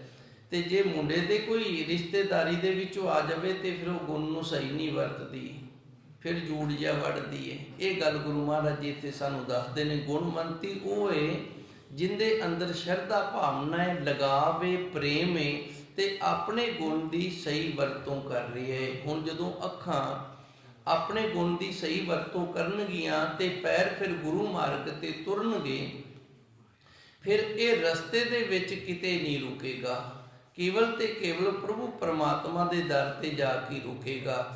ਸੋ ਇੱਥੋਂ ਤੱਕ ਜੋ ਸੀ ਇੱਕ ਗੁਣਵੰਤੀ ਜਿਹਨੂੰ ਪ੍ਰਭੂ ਪਰਮਾਤਮਾ ਨੇ ਸ਼ਰਧਾ ਤੇ ਭਾਵਨਾ ਦੀ ਦਾਤ ਦਿੱਤੀ, ਉਹ ਆਪਣੇ ਇੰਦਰੀਆਂ ਦੀ ਸਹੀ ਵਰਤੋਂ ਕਰਕੇ ਇੱਕ ਗੁਰਸਿੱਖ ਨੂੰ ਪੁੱਛਦਾ ਹੈ। ਇਸ ਤੋਂ ਅੱਗੇ ਫਿਰ ਗੁਰਸਿੱਖ ਜਿਹੜਾ ਹੈ ਨਾ, ਜਿਹਨੂੰ ਧੰਨ ਗੁਰੂ ਮਹਾਰਾਜ ਜੀ ਨੇ ਗੁਰਸਿੱਖੜਾ, ਜਿਹਨੇ ਗੁਰੂ ਦੇ ਗੁਰ ਨੂੰ ਸਿੱਖਿਆ ਹੋਇਆ ਹੈ, ਉਹ ਭਾਈ ਜਵਾਬ ਦੇਣ ਲੱਗਾ ਹੈ ਜੀ। ਇਤ ਮਾਰਗ ਚੱਲੇ ਭਾਈ ਅੜੇ, ਗੁਰ ਕਹੈ ਸੋ ਕਾਰ ਕਮਾਏ ਜੀਓ। ਹੁਣ ਗੁਰਸਿੱਖ ਅੱਗੋਂ ਇਹਨੂੰ ਸਮਝਾਉਂਦਾ ਹੈ ਵੀ ਹੇ ਮੇਰੇ ਗੁਰਮੁਖ ਪਿਆਰਿਆ, ਭਾਈ ਅੜੇ ਦਾ ਅਰਥ ਹੁੰਦਾ ਮੇਰੇ ਭਰਾਵਾ। ਆਪਾਂ ਬੋਲੀ 'ਚ ਕਹਿ ਦਿੰਦੇ ਹਾਂ ਮੇਰੇ ਭਰਾਵਾ, ਜੇ ਤੂੰ ਇਸ ਤਰ੍ਹਾਂ ਕਰਨਾ ਤੇ ਫਿਰ ਤੈਨੂੰ ਐਂ ਕਰਨਾ ਪਏਗਾ। ਇਤ ਮਾਰਗ ਚੱਲੇ ਭਾਈ ਅੜੇ, ਹੇ ਮੇਰੇ ਭਰਾਵਾ, ਇਸ ਮਾਰਗ ਤੇ ਜੇ ਤੂੰ ਤੁਰਨਾ ਹੈ ਨਾ, ਗੁਰ ਕਹੇ ਸੋ ਕਾਰ ਕਮਾਏ ਜੀਓ। ਜਿਹੜੀ ਗੱਲ ਧੰਨ ਗੁਰੂ ਗ੍ਰੰਥ ਸਾਹਿਬ ਜੀ ਆਖਣਗੇ ਨਾ, ਉਹ ਸਾਨੂੰ ਕਰਨੀ ਪਏਗੀ। ਇਹ ਮਾਰਗ ਹੀ ਗੁਰੂ ਮਾਰਗ ਹੈ। ਗੁਰੂ ਦੱਸੇਗਾ, ਗੁਰੂ ਤੋਰੇਗਾ ਤੇ ਤੁਰਾਂਗੇ, ਜੇ ਮਰਜ਼ੀ ਨਾਲ ਤੁਰਾਂਗੇ ਤੇ ਫਿਰ ਨਹੀਂ ਤੁਰਿਆ ਜਾਣਾ। ਇਹ ਗੱਲ ਹੈ। ਇਤ ਮਾਰਗ ਚੱਲੇ ਭਾਈ ਅੜੇ, ਧੰਨ ਗੁਰੂ ਮਹਾਰਾਜ ਜੀ ਦੀ ਪਾਵਨ ਪਵਿੱਤਰ ਗੁਰਬਾਣੀ ਇੱਕ ਪਹੁੰਚੇ ਹੋਏ ਗੁਰਸਿੱਖ ਦੇ ਰੂਪ ਦੇ ਵਿੱਚ ਇੱਥੇ ਸਾਨੂੰ ਗਿਆਨ ਦੱਸ ਦੇ ਰਹੀ ਏ। ਗੁਰ ਕਹੇ ਸੋ ਕਾਰ ਕਮਾਏ ਜੀਓ। ਜਿਹੜੀ ਗੱਲ ਗੁਰੂ ਨੇ ਆਖ ਦਿੱਤੀ, ਜਿਹੜੀ ਗੁਰੂ ਨੇ ਸਿੱਖਿਆ ਦੇ ਦਿੱਤੀ, ਗਿਆਨ ਦੇ ਦਿੱਤਾ, ਜਿਸ ਮਾਰਗ ਤੇ ਗੁਰੂ ਨੇ ਤੁਰਨ ਦੇ ਲਈ ਕਹਿ ਦਿੱਤਾ, ਉਸ ਤਰ੍ਹਾਂ ਤੁਰਨਾ ਪਏਗਾ। ਸੋ ਕਾਰ ਕਮਾਏ ਜੀਓ, ਉਹੀ ਕਾਰ ਕਰਨੀ ਪੈਣੀ ਹੈ ਜੀ। ਤਿਆਗੇ ਮਨ ਕੀ ਮਤੜੀ, ਵਿਸਾਰੇ ਦੂਜਾ ਭਾਉ ਜੀਓ। ਇੱਕ ਤਾਂ ਮਨ ਦੀ ਜਿਹੜੀ ਮੱਤ ਹੈ ਨਾ, ਇਹ ਛੱਡਣੀ ਪੈਣੀ ਹੈ। ਪਹਿਲੀ ਸਿੱਖਿਆ ਸੀ ਵੀ ਜਿਵੇਂ ਗੁਰੂ ਨੇ ਆਖਿਆ ਉਵੇਂ ਤੁਰਨਾ ਪੈਣਾ, ਤੇ ਹੁਣ ਸਵਾਲ ਕਰ ਦਿੱਤਾ ਹੋਣਾ ਵੀ ਤੈਨੂੰ ਗੁਰੂ ਨੇ ਦੱਸਿਆ, ਤੂੰ ਮੈਨੂੰ ਵੀ ਦੱਸ ਦੇ। ਤਿਆਗੇ ਮਨ ਕੀ ਮਤੜੀ, ਮਨ ਦੀ ਮੱਤ ਜਿਹੜੀ ਇਹ ਛੱਡਣੀ ਪੈਣੀ ਹੈ, ਗੁਰੂ ਦੀ ਮੱਤ ਵਾਲੇ ਹੋਣਾ ਪੈਣਾ ਹੈ। ਤੇ ਦੂਜਾ ਵਸਾਰੇ ਦੂਜਾ ਭਾਉ ਜੀਓ। ਦੂਜਾ ਭਾਉ ਕੀ ਹੈ? ਜਦੋਂ ਅਸੀਂ ਖੇਤ ਜਾ ਰਹੇ ਹਾਂ, ਰਾਹ ਦੇ ਵਿੱਚ ਕੋਈ ਗੱਲਾਂ ਵਾਲਾ ਮਿਲ ਗਿਆ ਤੇ ਉੱਥੇ ਖੜ ਗਏ, ਇਹ ਸਾਡਾ ਜਿਹੜਾ ਅੰਦਰ ਦਾ ਭਾਉ ਹੈ ਨਾ, ਇਹ ਦੂਜੀ ਥਾਂ ਤੇ ਲੱਗ ਗਿਆ, ਖੇਤ ਦੇ ਨਾਲੋਂ ਟੁੱਟ ਕੇ। ਬਸ ਇਹੀ ਹੈ ਦੂਜਾ ਭਾਉ। ਜੋ ਗੁਰਬਾਣੀ ਦੇ ਅੰਦਰ ਸ਼ਬਦ ਹੁੰਦਾ ਨਾ, ਦੂਜਾ ਭਾਉ, ਅਸੀਂ ਪ੍ਰਭੂ ਦੇ ਸਿਮਰਨ ਦੇ ਨਾਲੋਂ ਟੁੱਟ ਕੇ ਜਦੋਂ ਕਿਸੇ ਹੋਰ ਪਾਸੇ ਲੱਗ ਜਾਂਦੇ, ਇਹ ਸਾਡੇ ਅੰਦਰ ਦੀ ਭਾਵਨਾ ਹੋਰ ਬਣ ਗਈ ਹੈ। ਵਿਸਾਰੇ ਦੂਜਾ ਭਾਉ ਜੀਓ, ਜਿਹੜੀ ਰਸਤੇ ਤੇ ਤੁਰਿਆ ਜਾਂਦਿਆਂ ਨੂੰ ਆਪਣੀ ਮੰਜ਼ਿਲ ਤੋਂ ਵਖਰੇਵੇਂ ਵਾਲੇ ਪਾਸੇ ਹੋਰ ਭਾਵਨਾ, ਹੋਰ ਖਿਆਲ ਬਣ ਜਾਂਦਾ। ਕਈਆਂ ਦਾ ਤਾਂ ਖਿਆਲ ਇਸ ਤਰ੍ਹਾਂ ਬਣ ਜਾਂਦਾ ਹੈ, ਜਾਣਾ ਰਾਮਪੁਰੇ ਹੁੰਦਾ ਤੇ ਰਾਹ ਦੇ ਵਿੱਚ ਤੁਰਿਆ ਜਾਂਦਿਆਂ ਦੇ ਖਿਆਲ ਬਣ ਜਾਂਦਾ ਆਪਾਂ ਬਠਿੰਡੇ ਨਾ ਜਾਈਓ, ਉੱਥੋਂ ਆ ਚੀਜ਼ ਨਾ ਲੈ ਆਈਓ, ਫਿਰ ਬਠਿੰਡੇ ਨੂੰ ਚਲੇ ਜਾਂਦੇ ਨੇ। ਇਹੀ ਗੁਰੂ ਮਹਾਰਾਜ ਜੀ ਦੱਸਦੇ ਨੇ ਬਈ ਗੁਰਮੁਖ ਪਿਆਰਿਆ, ਤਿਆਗੇ ਮਨ ਕੀ ਮਤੜੀ। ਔਰ ਮਨ ਦੀ ਮੱਤ ਜਿਹੜੀ ਇਹ ਛੱਡਣੀ ਪੈਣੀ ਹੈ। ਤੇ ਮਨ ਦੀ ਮੱਤ ਕੀ ਹੈ? ਵਸਾਰੇ ਦੂਜਾ ਭਾਉ ਜੀਓ। ਜਦੋਂ ਇਸ ਮਾਰਗ ਤੇ ਤੁਰ ਪਿਆ ਨਾ, ਫਿਰ ਤੇਰੇ ਅੰਦਰ ਕੋਈ ਹੋਰ ਭਾਵਨਾ ਹੈ ਨਾ ਜਿਹੜੀ, ਉਹ ਨਹੀਂ ਆਉਣੀ ਚਾਹੀਦੀ ਜੀ। ਤਿਉ ਪਾਵਹਿ ਹਰ ਦਰਸਾਵੜਾ, ਨਹਿ ਲੱਗੈ ਤਤੀ ਵਾਉ ਜੀਓ। ਜਦੋਂ ਮਨ ਦੇ ਵਿੱਚ ਭਾਵਨਾ ਹੋਰ ਨਹੀਂ ਆਏਗੀ ਤੇ ਫਿਰ ਇਸ ਤਰੀਕੇ ਦੇ ਨਾਲ ਹਰੀ ਵਾਹਿਗੁਰੂ ਦੇ ਦਰਸ਼ਨ ਹੋ ਜਾਣਗੇ। ਇਉ ਭਾਵ ਹੈ ਹਰ ਦਰਸਾਵੜਾ, ਹਰੀ ਦੇ ਦਰਸ਼ਨ ਹੋ ਜਾਣਗੇ। ਇਸ ਤਰੀਕੇ ਦੇ ਨਾਲ ਨਹਿ ਲੱਗੇ ਤੱਤੀ ਵਾਉ ਜੀਓ। ਤੇ ਫਿਰ ਤੈਨੂੰ ਇਸ ਮਾਰਗ ਦੇ ਉੱਤੇ ਤੁਰਦੇ ਨੂੰ ਤੱਤੀ ਹਵਾ ਵੀ ਨਹੀਂ ਲੱਗੇਗੀ। ਜੇ ਤੂੰ ਆਪਣੇ ਮਨ ਨੂੰ ਪ੍ਰੇਰ ਲੈਂਗਾ ਨਾ, ਮਨ ਦੀ ਮੱਤ ਨੂੰ ਛੱਡ ਦੇਂਗਾ, ਤੇ ਮਨ ਦੇ ਵਿੱਚ ਕੇਵਲ ਤੇ ਕੇਵਲ ਗੁਰੂ ਭਾਵਨਾ ਵਾਲਾ, ਗੁਰੂ ਸਿੱਖਿਆ ਵਾਲਾ ਬਣ ਕੇ ਰਵੇਂਗਾ ਤੇ ਫਿਰ ਤੈਨੂੰ ਉਸ ਪ੍ਰਭੂ ਪਰਮਾਤਮਾ ਦੇ ਦਰਸ਼ਨ ਵੀ ਹੋ ਜਾਣਗੇ ਤੇ ਇਸ ਮਾਰਗ ਤੇ ਤੁਰੇ ਜਾਂਦੇ ਨੂੰ ਭਾਈ ਫਿਰ ਤੱਤੀ ਹਵਾ ਵੀ ਨਹੀਂ ਲੱਗਦੀ, ਭਾਵ ਕਿਸੇ ਪ੍ਰਕਾਰ ਦਾ ਕੋਈ ਦੁੱਖ ਵੀ ਨਹੀਂ ਲੱਗਦਾ ਹੈ ਜੀ। ਹਉ ਆਪਹੁ ਬੋਲ ਨਾ ਜਾਣਦਾ, ਮਹਿ ਕਹਿਆ ਸਭ ਹੁਕਮਾਓ ਜੀਓ। ਧੰਨ ਗੁਰੂ ਮਹਾਰਾਜ ਜੀ ਰਹਿਮਤ ਕਰਦੇ ਨੇ, ਜਿਹੜੇ ਗੁਰਸਿੱਖ ਹੁੰਦੇ ਨੇ ਨਾ ਪਹੁੰਚੇ ਹੋਏ, ਉਹ ਜਦੋਂ ਗੱਲ ਦੱਸਦੇ ਨੇ ਨਾ ਆਪ ਦੇ ਵੱਲੋਂ ਨਹੀਂ ਦੱਸਦੇ, ਉਹ ਗੁਰੂ ਦੇ ਵੱਲੋਂ ਹੀ ਦੱਸਦੇ ਨੇ। ਜਿਹੜੀ ਗੱਲ ਗੁਰੂ ਨੇ ਆਖੀ ਹੈ ਉਹੀ ਗੱਲ ਕਰਦੇ ਨੇ, ਆਪ ਦੀ ਮਨ ਦੇ ਨਾਲ ਉਹਨਾਂ ਨੇ ਕੋਈ ਗੱਲ ਹੀ ਨਹੀਂ ਕਰਨੀ ਹੁੰਦੀ। ਹੁਣ ਧੰਨ ਗੁਰੂ ਮਹਾਰਾਜ ਜੀ ਸੱਚੇ ਸਤਿਗੁਰ ਇੱਥੇ ਕਿਰਪਾ ਕਰ ਰਹੇ ਨੇ। ਇਹ ਜਿਹੜਾ ਗੁਰਸਿੱਖ ਹੈ ਇਹ ਹੁਣ ਇਹਨੂੰ ਸਾਰੀ ਸਿੱਖਿਆ ਦੇ ਕੇ ਤੇ ਕੀ ਆਖ ਰਿਹਾ ਹੈ, ਹੋ ਆਪੋ ਬੋਲ ਨਾ ਜਾਣਦਾ, ਮੈਂ ਆਪੇ ਤੇ ਬੋਲਣਾ ਹੀ ਨਹੀਂ ਜਾਣਦਾ। ਕਿਤੇ ਇਹ ਨਾ ਸਮਝ ਲਵੀ ਵੀ ਮੈਂ ਤੈਨੂੰ ਸਮਝਾ ਰਿਹਾ, ਕਿਤੇ ਇਹ ਨਾ ਸਮਝ ਲਵੀਂ ਵੀ ਮੈਂ ਤੈਨੂੰ ਮੱਤ ਦੇ ਰਿਹਾ। ਹੋ ਆਪੋ ਬੋਲ ਨਾ ਜਾਣਦਾ, ਤੇ ਫਿਰ ਕਿਹਾ ਕਿਉਂ ਹੈ, ਮੈਂ ਕਹਿਆ ਸਭ ਹੁਕਮਾਓ ਜੀਓ। ਇਹ ਗੁਰੂ ਦਾ ਹੁਕਮ ਹੈ, ਇਹ ਗੁਰੂ ਦਾ ਹੁਕਮ ਹੈ। ਗੁਰੂ ਦੇ ਹੁਕਮ ਦੇ ਨਾਲ ਮੈਂ ਤੈਨੂੰ ਸਾਰੀ ਗੱਲ ਹੈ ਜਿਹੜੀ ਉਹ ਆਖਣੀ ਕੀਤੀ ਹੈ। ਮੈਂ ਇੱਕ ਵਾਰੀ ਹੋਰ ਥੋੜੀ ਜਿਹੀ ਮਿਹਨਤ ਕਰਾਂਗਾ। ਇਸ ਪਾਵਨ ਸ਼ਬਦ ਦੇ ਅੰਦਰ ਦੋ ਗੁਰਸਿੱਖ ਨੇ, ਤੇ ਪਹਿਲਾ ਗੁਰਸਿੱਖ ਹੈ ਨਾ ਜਿਹੜਾ ਗੁਣਵੰਤੀ, ਉਹ ਗੁਣਵਾਨ ਕਿਵੇਂ ਹੈ, ਆਪਣੇ ਸਰੀਰ ਦੇ ਇੰਦਰੀਆਂ ਦੇ ਜਿਹੜੇ ਗੁਣ ਨੇ ਉਹਨਾਂ ਦੀ ਜੇ ਸਹੀ ਵਰਤੋਂ ਕਰਦਾ ਤੇ ਉਹ ਗੁਣਵਾਨ ਹੈ। ਸਹੀ ਵਰਤੋਂ ਤਾਂ ਹੋਏਗੀ ਜੇ ਅੰਦਰ ਸ਼ਰਧਾ ਤੇ ਭਾਵਨਾ ਹੋਏਗੀ, ਜੇ ਅੰਦਰ ਸ਼ਰਧਾ ਤੇ ਭਾਵਨਾ ਨਹੀਂ ਹੈਗੀ ਤੇ ਸਹੀ ਵਰਤੋਂ ਨਹੀਂ ਹੋਏਗੀ। ਆ ਵੇਖੋ ਆਪਾਂ ਡਿਊਟੀਆਂ ਵੀ ਕਰਦੇ ਹਾਂ, ਧੰਨ ਗੁਰੂ ਮਹਾਰਾਜ ਜੀ ਦੇ ਦਰਸ਼ਨ ਵੀ ਸੰਗਤਾਂ ਦੇ ਰੂਪ ਦੇ ਵਿੱਚ ਕਰਦੇ ਹਾਂ ਤੇ ਸੰਗਤਾਂ ਵੀ ਆਉਂਦੀਆਂ ਨੇ। ਹੁਣ ਇੱਥੇ ਪਹੁੰਚੇ ਅਸੀਂ ਸਾਰੇ ਆ, ਡਿਊਟੀਆਂ ਵੀ ਸਾਰੇ ਕਰਦੇ ਆ, ਤੇ ਹੁਣ ਜਿੰਦੇ ਅੰਦਰ ਜਿਸ ਤਰ੍ਹਾਂ ਦੀ ਭਾਵਨਾ ਹੈ ਨਾ, ਗੁਰੂ ਮਹਾਰਾਜ ਜੀ ਸੱਚੇ ਸਤਿਗੁਰ ਕਿਰਪਾ ਕਰਨਗੇ, ਭਾਗ ਉਸ ਭਾਵਨਾ ਨੂੰ ਲੱਗਣੇ ਨੇ।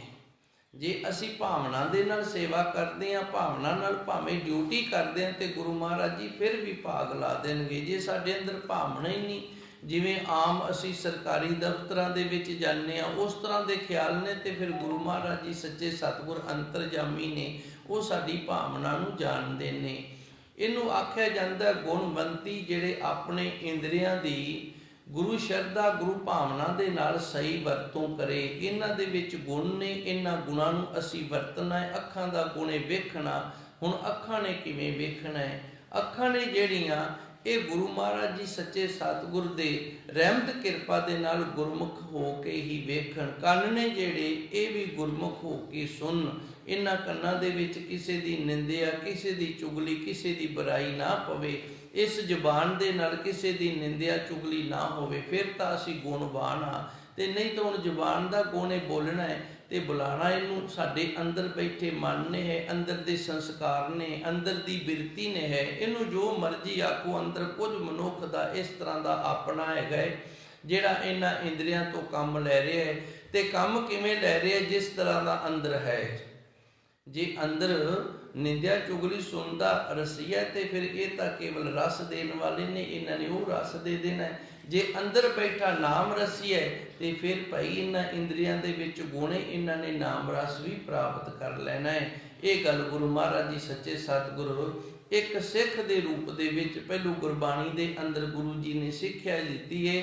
ਜੋ ਦਿਸੇ ਗੁਰ ਸਿੱਖੜਾ ਤਿਸ ਨਿਵ ਨਿਵ ਲਾਗੋ ਪਾਏ ਜੀਓ। ਉਹ ਗੁਰਸਿੱਖ ਜਿਹੜਾ ਇਸ ਮਾਰਗ ਤੇ ਤੁਰ ਕੇ ਤੇ ਉਸ ਪ੍ਰਭੂ ਪਰਮਾਤਮਾ ਦੇ ਦਰ ਤੱਕ ਪਹੁੰਚ ਗਏ, ਉਹਦੇ ਤੋਂ ਅਸੀਂ ਇਹ ਸਿੱਖਿਆ ਲੈਣ ਦੇ ਲਈ ਉਹਦੇ ਚਰਨਾਂ ਦੇ ਨਾਲ ਜੁੜਨਾ ਕਰੀਏ।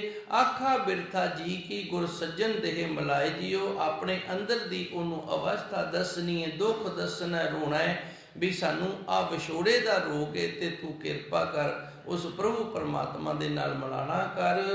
ਤੇ ਗੁਰੂ ਜੀ ਰਹਿਮਤ ਕਰਦੇ ਨੇ, ਸੋਈ 10 ਉਪਦੇਸੜਾ। ਅਸੀਂ ਉਹਨੂੰ ਆਖੀਏ ਸਾਨੂੰ ਉਹ ਗਿਆਨ ਦੇ ਜਿਹਦੇ ਨਾਲ ਸਾਡਾ ਮਨ ਜਿਹੜਾ ਕਿਸੇ ਹੋਰ ਪਾਸੇ ਨਾ ਜਾਵੇ।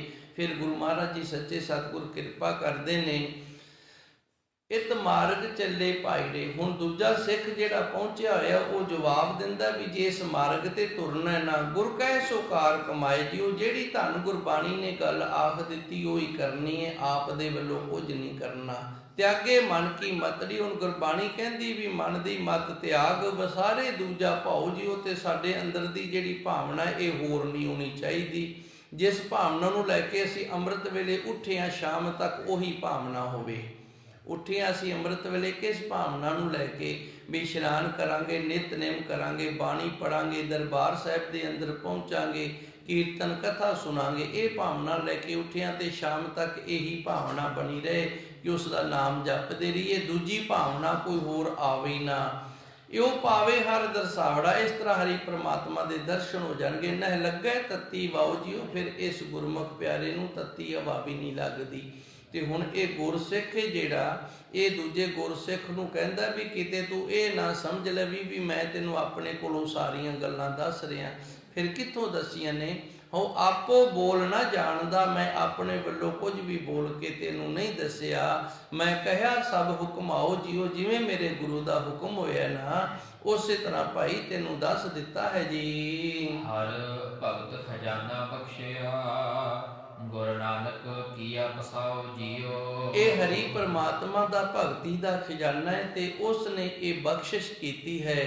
ਗੁਰੂ ਨਾਨਕ ਕੀਆ ਪਸਾਓ ਜੀਓ। ਇਹ ਪਸਾਰਾ ਧੰਨ ਗੁਰੂ ਨਾਨਕ ਦੇਵ ਜੀ ਦਾ। ਕਿਹੜਾ ਪਸਾਰਾ? ਇੱਕ ਗੁਰਸਿੱਖ ਦੇ ਅੰਦਰ ਜਦੋਂ ਦੀਵਾ ਜਗ ਜਾਂਦਾ ਹੈ ਨਾ, ਜੋਤ ਜਗ ਜਾਂਦੀ ਏ, ਉਹ ਫਿਰ ਦੂਜੇ ਗੁਰਸਿੱਖ ਦੇ ਅੰਦਰ ਜਗਾ ਦਿੰਦਾ ਹੈ, ਦੂਜਾ ਤੀਜੇ ਦੇ ਅੰਦਰ ਜਗਾ ਦਿੰਦਾ, ਤੀਜਾ ਚੌਥੇ ਦੇ ਅੰਦਰ। ਇਸ ਤਰ੍ਹਾਂ ਇਹ ਪਸਾਰਾ ਹੋ ਰਿਹਾ ਅੱਗੇ ਤੋਂ ਅੱਗੇ। ਪਸਾਓ ਦਾ ਅਰਥ ਹੈ ਪਸਾਰਾ। ਗੁਰਸਿੱਖੀ ਦਾ ਪ੍ਰਸਾਰ ਹੈ ਜਿਹੜਾ, ਗੁਰਸਿੱਖੀ ਦਾ ਜਿਹੜਾ ਪ੍ਰਚਾਰ ਹੈ ਨਾ ਉਹ ਇਸੇ ਤਰ੍ਹਾਂ ਹੀ ਹੋ ਰਿਹਾ ਹੈ। ਇੱਕ ਗੁਰਸਿੱਖ ਦੂਜੇ ਗੁਰਸਿੱਖ ਨੂੰ ਗੁਰੂ ਦੇ ਨਾਲ ਪ੍ਰੇਰ ਕੇ ਜੋੜ ਦਿੰਦਾ ਹੈ। ਅੱਜ ਨਹੀਂ, ਪਿਛਲਾ ਇਤਿਹਾਸ ਪੜ੍ਹ ਕੇ ਵੇਖ ਲਈਏ। ਜਦੋਂ ਕਿਸੇ ਨਗਰ ਚੋਂ ਇੱਕ ਗੁਰਸਿੱਖ ਹੋ ਜਾਂਦਾ ਸੀ ਤੇ ਫਿਰ ਉਹ ਨਗਰ ਦੇ ਹੋਰ ਗੁਰਸਿੱਖਾਂ ਨੂੰ ਪ੍ਰੇਰ ਕੇ ਨਾ ਗੁਰੂ ਵਾਲੇ ਕਰਕੇ ਗੁਰੂ ਚਰਨਾਂ ਦੇ ਨਾਲ ਜੋੜ ਦਿੰਦਾ ਸੀ। ਹਰ ਭਗਤ ਖਜ਼ਾਨਾ ਬਖਸ਼ਿਆ। ਧੰਨ ਗੁਰੂ ਨਾਨਕ ਦੇਵ ਜੀ ਨੇ ਆਪਣੇ ਗੁਰਸਿੱਖਾਂ ਨੂੰ ਵਾਹਿਗੁਰੂ ਨਾਮ ਦਾ ਭਗਤੀ ਦਾ ਖਜ਼ਾਨਾ ਇਹ ਬਖਸ਼ਿਸ਼ ਕੀਤਾ ਹੈ। ਗੁਰੂ ਨਾਨਕ ਕੀਆ ਪਸਾਓ ਜੀਓ। ਤੇ ਸਾਰਾ ਪਸਾਰਾ ਨਾ ਜਿਹੜਾ ਧੰਨ ਗੁਰੂ ਨਾਨਕ ਦੇਵ ਜੀ ਸੱਚੇ ਸਤਿਗੁਰ ਦਾ ਕੀਤਾ ਹੋਇਆ ਹੈ ਜੀ। ਮੈਂ ਬਾਬੜ ਨਾ ਤ੍ਰਿਸ਼ਨਾ ਭੁਖੜੀ, ਹਉ ਰੱਜਾ ਤ੍ਰਿਪਤ ਅਗਾਏ ਜੀਓ। ਹੁਣ ਇਹ ਗੁਰਸਿੱਖ ਆਪਣੀ ਅਵਸਥਾ ਦੱਸਦਾ ਹੈ। ਕਹਿੰਦਾ ਮੈਂ ਬੌੜ ਨਾ ਤ੍ਰਿਸ਼ਨਾ ਭੁਖੜੀ। ਹੁਣ ਮੇਰੇ ਅੰਦਰ ਦੂਜਾ ਭਉ ਨਹੀਂ ਹੁੰਦਾ, ਇਹ ਦੂਜਾ ਭਉ ਹੈ। ਅੰਦਰ ਤ੍ਰਿਸ਼ਨਾ ਆ ਜਾਣੀ, ਹੋਰ ਦੀ ਲਾਲਸਾ ਆ ਜਾਣੀ, ਅੰਦਰੋਂ ਨੀਅਤ ਭੁੱਖੀ ਹੋ ਜਾਣੀ। ਮੈਂ ਬੌੜ ਨਾ ਤ੍ਰਿਸ਼ਨਾ ਭੁਖੜੀ। ਮੈਨੂੰ ਜਦੋਂ ਤੋਂ ਸੱਚੇ ਸਤਿਗੁਰ ਦੀ ਕਿਰਪਾ ਰਹਿਮਤ ਬਖਸ਼ਿਸ਼ ਹੋ ਗਈ ਏ, ਮੇਰੇ ਅੰਦਰ ਨਾ ਤ੍ਰਿਸ਼ਨਾ ਆਈ ਏ ਤੇ ਨਾ ਮੇਰੇ ਅੰਦਰ ਦੀ ਨੀਤ ਜਿਹੜੀ ਇੰਨੀ ਭੁੱਖ ਵਿਖਾਈ ਏ। ਹੋ ਰੱਜਾ ਤ੍ਰਿਪਤ ਅਗਾਏ ਜੀਓ। ਮੈਂ ਰੱਜ ਗਿਆ ਹਾਂ, ਤ੍ਰਿਪਤ ਹੋ ਗਿਆ ਹਾਂ। ਅਗਾਏ ਦਾ ਅਰਥ ਹੈ ਰੱਜ ਜਾਣਾ, ਦਾਪ ਜਾਣਾ, ਤ੍ਰਿਪਤ ਹੋ ਜਾਣਾ। ਹੋ ਰੱਜਾ ਮੈਂ ਰੱਜ ਗਿਆ, ਰਾਜਾ ਬਣ ਗਿਆ। ਤ੍ਰਿਪਤ ਅਗਾਏ ਜੀਓ। ਸੱਚੇ ਸਤਿਗੁਰ ਦੇ ਨਾਮ ਨੇ ਮੇਰੇ ਅੰਦਰ ਸੰਤੋਖ ਬਖਸ਼ਿਸ਼ ਦਿੱਤਾ ਹੈ। ਭਗਤ ਕਬੀਰ ਜੀ ਦਾ ਸ਼ਬਦ ਹੁੰਦਾ ਹੈ, ਗਊ ਤਨ ਗਜ ਤਨ ਰਤਨ ਧਨ ਖਾਨ। ਭਗਤ ਕਬੀਰ ਜੀ ਕਹਿੰਦੇ ਨੇ ਕਿੰਨੀਆਂ ਘਰ ਦੇ ਵਿੱਚ ਗਾਈਆਂ ਮੱਝਾਂ ਹੋਣ, ਗਊ ਧਨ ਬੜਾ ਦੁੱਧ ਹੋਵੇ, 15-20 ਮੱਝਾਂ ਬੱਝੀਆਂ ਹੋਣ, ਗਜ ਧਨ ਸਵਾਰੀਆਂ, ਹਾਥੀ ਘੋੜੇ ਉਦੋਂ ਦਾ ਸਮਾਂ ਸੀ, ਅੱਜ ਗੱਡੀਆਂ ਮੋਟਰਸਾਈਕਲ ਹੋਣ। ਗਊ ਧਨ ਗਜ ਧਨ ਰਤਨ ਧਨ ਖਾਨ। ਹੀਰੇ ਰਤਨ ਜਵਾਰ ਭਾਵ ਗੱਲਾ ਜਿਹੜਾ ਖਜ਼ਾਨਾ ਮਾਇਆ ਦੇ ਨਾਲ ਭਰਿਆ ਹੋਵੇ। ਜਬ ਆਵੇ ਸੰਤੋਖ ਧਨ। ਕਹਿੰਦਾ ਜਦੋਂ ਤੱਕ ਸੰਤੋਖ ਧਨ ਨਹੀਂ ਨਾ ਆਉਂਦਾ ਤੇ ਫਿਰ ਕਰੁੰਗ ਦੀ ਧਾਰਾ, ਉਦੋਂ ਤੱਕ ਅਸੀਂ ਹੋਰ ਦੀ ਲਾਲਸਾ ਜਿਹੜੀ ਉਹ ਕਰਦੇ ਰਹਿੰਦੇ ਹਾਂ। ਜਬ ਆਵੇ ਸੰਤੋਖ ਧਨ। ਜਦੋਂ ਗੁਰਮੁਖਾਂ ਦੇ ਅੰਦਰ ਸੰਤੋਖ ਵੱਜ ਜਾਂਦਾ ਨਾ, ਸਭ ਤਨ ਧੂੜੀ ਸਮਾਨ। ਫਿਰ ਉਹਨਾਂ ਦੇ ਲਈ ਸਾਰੇ ਉਹ ਧੂੜ ਬਣ ਜਾਂਦੇ ਨੇ, ਖੇ ਬਣ ਜਾਂਦੇ ਨੇ।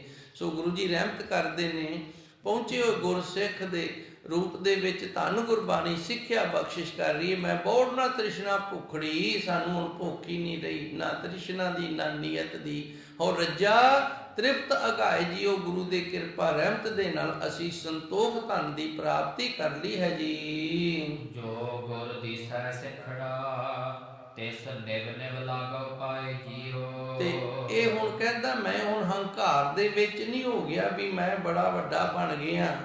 ਜੋ ਗੁਰ ਦਿਸੈ ਸਿਖੜਾ, ਮੈਨੂੰ ਵੀ ਜਿਹੜਾ ਗੁਰੂ ਦਾ ਸਿੱਖ ਦਿਸਦਾ ਨਾ, ਤਿਸ ਨਿਵ ਨਿਵ ਲਾਗੋ ਪਾਏ ਜੀਓ। ਮੈਂ ਵੀ ਉਹਦੇ ਅੱਗੇ ਨਿਉ ਕੇ ਉਹਦੇ ਚਰਨਾਂ ਦੇ ਨਾਲ ਲੱਗਦਾ। ਇਹ ਮਰਿਆਦਾ ਛੱਡਣੀ ਨਹੀਂ। ਧੰਨ ਗੁਰੂ 10ਵੇਂ ਪਾਤਸ਼ਾਹ ਸਾਹਿਬ ਗੁਰੂ ਗੋਬਿੰਦ ਸਿੰਘ ਜੀ ਦੇ ਵਚਨ ਨੇ। ਉਹਨਾਂ ਨੇ ਦੱਸਿਆ ਜਿਹੜਾ ਗੁਰਸਿੱਖ ਪਹਿਲੂ ਦੂਜੇ ਗੁਰਸਿੱਖ ਨੂੰ ਫਤਿਹ ਬੁਲਾਉਂਦਾ ਨਾ, ਉਧਰ ਗੁਰੂ ਮਹਾਰਾਜ ਜੀ ਦਾ ਮੁਖੜਾ ਹੁੰਦਾ ਹੈ, ਤੇ ਜਿਹੜਾ ਮਗਰੋਂ ਬੁਲਾਉਂਦਾ ਨਾ ਉਧਰ ਕੰਡ ਹੁੰਦੀ ਹੈ। ਜੋ ਗੁਰ ਦਿਸੈ ਸਿਖੜਾ, ਜੇ ਅਸੀਂ ਚਾਹੁੰਦੇ ਹਾਂ ਵੀ 10ਵੇਂ ਪਾਤਸ਼ਾਹ ਗੁਰੂ ਮਹਾਰਾਜ ਜੀ ਸਾਨੂੰ ਕੰਡ ਨਾ ਦੇਣ, ਜਦੋਂ ਕੰਡ ਦੇ ਦਿੰਦਾ ਫਿਰ ਨਿਤਨੇਮ ਵਿਸਰ ਜਾਂਦਾ। ਇਹ ਪੱਕੀ ਨਿਸ਼ਾਨੀ ਹੈ।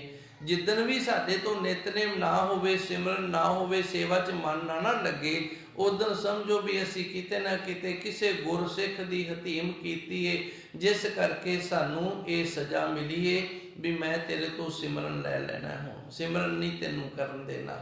ਜੋ ਗੁਰ ਦਿਸੈ ਸਿਖੜਾ, ਜਿਹੜਾ ਵੀ ਗੁਰੂ ਦਾ ਸਿੱਖ ਦਿਸੇ ਤਿਸ ਨਿਵ ਨਿਵ ਲਾਗੋ ਪਾਏ ਜੀਓ। ਅਸੀਂ ਨਿਉ ਨੋ ਕੇ ਉਹਦੇ ਚਰਨਾਂ ਦੇ ਨਾਲ ਜੁੜਨਾ ਕਰੀਏ। ਧੰਨ ਗੁਰ ਅਰਜਨ ਦੇਵ ਜੀ ਸੱਚੇ ਸਤਿਗੁਰ ਨੇ ਕਿਰਪਾ ਕੀਤੀ ਹੈ। ਸਾਡੇ ਸਰੀਰ ਦੇ ਇੰਦਰੇ ਨੇ ਇਹ 10 ਨੇ, 5 ਕਰਮ ਇੰਦਰੇ ਨੇ, 5 ਗਿਆਨ ਇੰਦਰੇ ਨੇ, ਇਹਨਾਂ ਦੀ ਗਿਣਤੀ 10 ਬਣਦੀ ਹੈ। ਇਹਨਾਂ ਦੇ ਵਿੱਚ ਆਪੋ ਆਪਣੇ ਵੱਖੋ ਵੱਖਰੇ ਗੁਣ ਨੇ। ਇਹਨਾਂ ਗੁਣਾਂ ਨੂੰ ਅਸੀਂ ਸਹੀ ਢੰਗ ਦੇ ਨਾਲ ਜਦੋਂ ਅਪਣਾਵਾਂਗੇ ਨਾ, ਇਹਨਾਂ ਤੋਂ ਸਹੀ ਕੰਮ ਲਵਾਂਗੇ, ਤੇ ਫਿਰ ਅਸੀਂ ਗੁਣਵੰਤੀ ਵਾਲੇ ਪਾਤਰ ਹਾਂ, ਗੁਣਵਾਨ ਹਾਂ। ਤੇ ਜੇ ਗੁਣ ਤਾਂ ਇਹਨਾਂ ਕੋਲ ਹੈਗਾ ਹੀ ਏ। ਹੁਣ ਵੇਖੋ ਕਲਮ ਦੇ ਵਿੱਚ ਗੁਣ ਏ, ਕਲਮ ਦੇ ਵਿੱਚ ਕੀ ਗੁਣ ਏ? ਕਲਮ ਨੇ ਕੁਝ ਲਿਖਣਾ ਹੈ, ਕਲਮ ਲਿਖ ਦਿੰਦੀ ਏ, ਤੇ ਲਿਖਣਾ ਕਿੰਨੇ ਹੈ? ਹੱਥ ਦੇ ਨਾਲ। ਤੇ ਹੱਥ ਵਿਚਾਰਾ ਥੋੜੀ ਲਿਖੇਗਾ, ਜਿਹੜਾ ਸਾਡੇ ਅੰਦਰ ਬੈਠਾ ਨਾ ਉਹਨੇ ਲਿਖਣਾ ਹੈ। ਜੇ ਅਸੀਂ ਵਿਭਚਾਰੀ ਹਾਂ ਤੇ ਉਹਨੇ ਗਲਤ ਲਿਖ ਦੇਣਾ ਹੈ, ਜੇ ਅਸੀਂ ਧਾਰਮਿਕ ਹਾਂ ਤੇ ਉਹ ਵਾਹਿਗੁਰੂ ਲਿਖ ਦੇਗਾ। ਇਸੇ ਤਰ੍ਹਾਂ ਜਿਹੜਾ ਕੋਈ ਗੁਰਮੁਖ ਪਿਆਰਾ ਕਿਤਾਬਾਂ ਦੀ ਦੁਕਾਨ ਦੇ ਵਿੱਚ ਜਾਂਦਾ ਹੈ ਨਾ, ਉਹਦਾ ਜਿਸ ਤਰ੍ਹਾਂ ਦਾ ਖਿਆਲ ਹੁੰਦਾ ਫਿਰ ਉਸ ਤਰ੍ਹਾਂ ਦੀ ਕਿਤਾਬ ਨੂੰ ਜਾ ਕੇ ਉਹ ਹੱਥ ਲਾਉਂਦਾ। ਤੁਸੀਂ ਕਿਤਾਬਾਂ ਦੀ ਦੁਕਾਨ ਦੇ ਵਿੱਚ ਜਿੱਥੇ ਕਿਤੇ ਨਾਵਲ ਜਾਂ ਹੋਰ ਕਿਤਾਬਾਂ ਵਿਕਦੀਆਂ ਹੋਣ ਨਾ, ਉੱਥੇ ਜਾ ਕੇ ਵੇਖਿਓ, ਉਹਨਾਂ ਨੇ ਇਸ ਤਰ੍ਹਾਂ ਕਿਤਾਬਾਂ ਖੜੀਆਂ ਕੀਤੀਆਂ ਹੁੰਦੀਆਂ ਨੇ ਤਾਂ ਕਿ ਉਹਨਾਂ ਦਾ ਜਿਹੜਾ ਫਰੰਟ ਪੇਜ ਹੈ ਨਾ, ਉਹ ਗ੍ਰਾਹਕ ਨੂੰ ਦਿਸੇ ਤੇ ਉਹ ਆਪਣੀ ਇੱਛਾ ਅਨੁਸਾਰ ਉਹਦੇ ਉੱਤੇ ਬਣੀ ਫੋਟੋ ਤੇ ਲਿਖੇ ਹੋਏ ਨਾਮ ਨੂੰ ਵੇਖ ਕੇ ਨਾ ਤੇ ਦਵਾ ਦਵ ਖਰੀਦ ਲਵੇ। ਉਹਨੂੰ ਪੁੱਛਣਾ ਜਾਂ ਲੱਭਣਾ ਨਾ ਪਵੇ। ਜੇ ਨਹੀਂ ਵੀ ਪਤਾ ਤੇ ਉਹ ਆਪਣੇ ਸੁਭਾਅ ਦੇ ਅਨੁਸਾਰ ਵੀ ਮੈਂ ਇਸ ਤਰ੍ਹਾਂ ਦੇ ਪੜ੍ਹਨ ਵਾਲਾ, ਉਹਨੂੰ ਵੇਖ ਕੇ ਤੇ ਉਹ ਖਰੀਦ ਲਵੇ। ਹੁਣ ਉੱਥੇ ਜਦੋਂ ਜਾਏਗਾ, ਜੇ ਉਹ ਕਾਮ ਵਾਸ਼ਨਾ ਵਾਲਾ ਤੇ ਫਿਰ ਇਸ ਤਰ੍ਹਾਂ ਦੀ ਬਣੀ ਹੋਈ ਫੋਟੋ ਜਾਂ ਨਾਂ ਨੂੰ ਵੇਖ ਕੇ ਨਾ ਉਹ ਕਿਤਾਬ ਖਰੀਦੇਗਾ ਵੀ ਮੈਨੂੰ ਤਾਂ ਆਹ ਨਾਵਲ ਤੇ ਆਹ ਕਿਤਾਬ ਚਾਹੀਦੀ ਹੈ। ਜੇ ਕੋਈ ਰਾਜਨੀਤੀ ਵਾਲਾ ਹੈ ਤੇ ਫਿਰ ਭਾਈ ਉਹ ਉਸ ਤਰ੍ਹਾਂ ਦੀ ਖਰੀਦੇਗਾ। ਜੇ ਕੋਈ ਧਾਰਮਿਕ ਖਿਆਲ ਵਾਲਾ ਹੈ ਤੇ ਉਹ ਫਿਰ ਕਿਸੇ ਯੋਧੇ ਦੀ, ਕਿਸੇ ਸੂਰਬੀਰ ਦੀ, ਕਿਸੇ ਭਗਤ ਦੀ ਜਿਹੜੀ ਕਿਤਾਬ ਹੈ ਨਾ, ਪੋਥੀ ਹੈ, ਉਹ ਖਰੀਦਣਾ ਕਰੇਗਾ। ਸੋ ਇਸੇ ਤਰ੍ਹਾਂ ਸਾਡੇ ਇੰਦਰੇ ਨੇ, ਇਹ ਇੰਦਰੇ ਜਿਹੜੇ ਨੇ ਇਹਨਾਂ ਦੇ ਵੱਸ ਕੁਝ ਵੀ ਨਹੀਂ। ਇਹਨਾਂ ਕੋਲ ਗੁਣ ਹੈ ਪਰ ਇਹਨਾਂ ਗੁਣਾਂ ਨੂੰ ਵਰਤਣ ਵਾਲਾ ਸਾਡੇ ਅੰਦਰ ਬੈਠਾ, ਸਾਡੀ ਜ਼ਮੀਰ, ਸਾਡਾ ਮਨ, ਸਾਡੀ ਆਤਮਾ ਕਹਿ ਲਓ, ਸਾਡੀ ਰੂਹ ਕਹਿ ਲਓ, ਸਾਡਾ ਸੁਭਾਅ ਕਹਿ ਲਓ, ਸਾਡੇ ਸੰਸਕਾਰ ਕਹਿ ਲਓ, ਸਾਡੀਆਂ ਆਦਤਾਂ ਕਹਿ ਲਓ, ਉਹ ਇਹਨਾਂ ਨੂੰ ਆਪ ਦੇ ਸੁਭਾਅ, ਆਪ ਦੀਆਂ ਆਦਤਾਂ ਦੇ ਅਨੁਸਾਰ ਵਰਤਦੇ ਨੇ। ਸੋ ਗੁਰੂ ਮਹਾਰਾਜ ਜੀ ਨੇ ਕਿਹਾ ਜੇ ਭਾਈ ਚੰਗੇ ਪਾਸੇ ਲਾਉਂਦੇ ਆ ਫਿਰ ਗੁਣਵੰਤਾ, ਤੇ ਨਹੀਂ ਤਾਂ ਫਿਰ ਇਹਨਾਂ ਨੇ ਤਾਂ ਆਪਣਾ ਕੰਮ ਕਰਨਾ ਹੀ ਹੈ। ਭਾਵੇਂ ਪੁੱਠੇ ਪਾਸੇ ਲਾ ਲਈਏ, ਭਾਵੇਂ ਸੱਜੇ ਪਾਸੇ ਲਾ ਲਈਏ, ਉਸ ਵਾਹਿਗੁਰੂ ਪਰਮਾਤਮਾ ਨੇ ਸਾਨੂੰ ਆਜ਼ਾਦੀ ਦਿੱਤੀ ਹੈ। ਭਾਵੇਂ ਸੱਜਾ ਪੈਰ ਪਹਿਲੂ ਚੁੱਕੀਏ ਤੇ ਭਾਵੇਂ ਖੱਬਾ ਚੁੱਕੀਏ, ਚੁੱਕਿਆ ਇੱਕ ਹੀ ਜਾਏਗਾ। ਪੈਰ ਜਿਹੜਾ ਉਹ ਇੱਕ ਹੀ ਚੁੱਕਿਆ ਜਾਏਗਾ। ਜਿਹੜਾ ਮਰਜ਼ੀ ਚੁੱਕ ਲਈਏ, ਦੂਜਾ ਚੁੱਕਣਾ ਤੇ ਇੱਕ ਨੂੰ ਧਰਤੀ ਤੇ ਰੱਖਣਾ ਪਏਗਾ, ਫਿਰ ਦੂਜਾ ਚੱਕਿਆ ਜਾਏਗਾ। ਸੋ ਸੱਚੇ ਸਤਿਗੁਰ ਨੇ ਕਿਰਪਾ ਕੀਤੀ ਹੈ। ਗੁਰੂ ਮਹਾਰਾਜ ਜੀ ਕਿਰਪਾ ਕਰਨ, ਆਪ ਸੰਗਤਾਂ ਦਾ ਸਰਵਣ ਕੀਤਾ ਸਫਲ ਹੋਵੇ, ਦਾਸਰੇ ਦੀ ਸੇਵਾ ਕੀਤੀ, ਗੁਰੂ ਮਹਾਰਾਜ ਜੀ ਦਰ ਪ੍ਰਵਾਨ ਕਰਨ।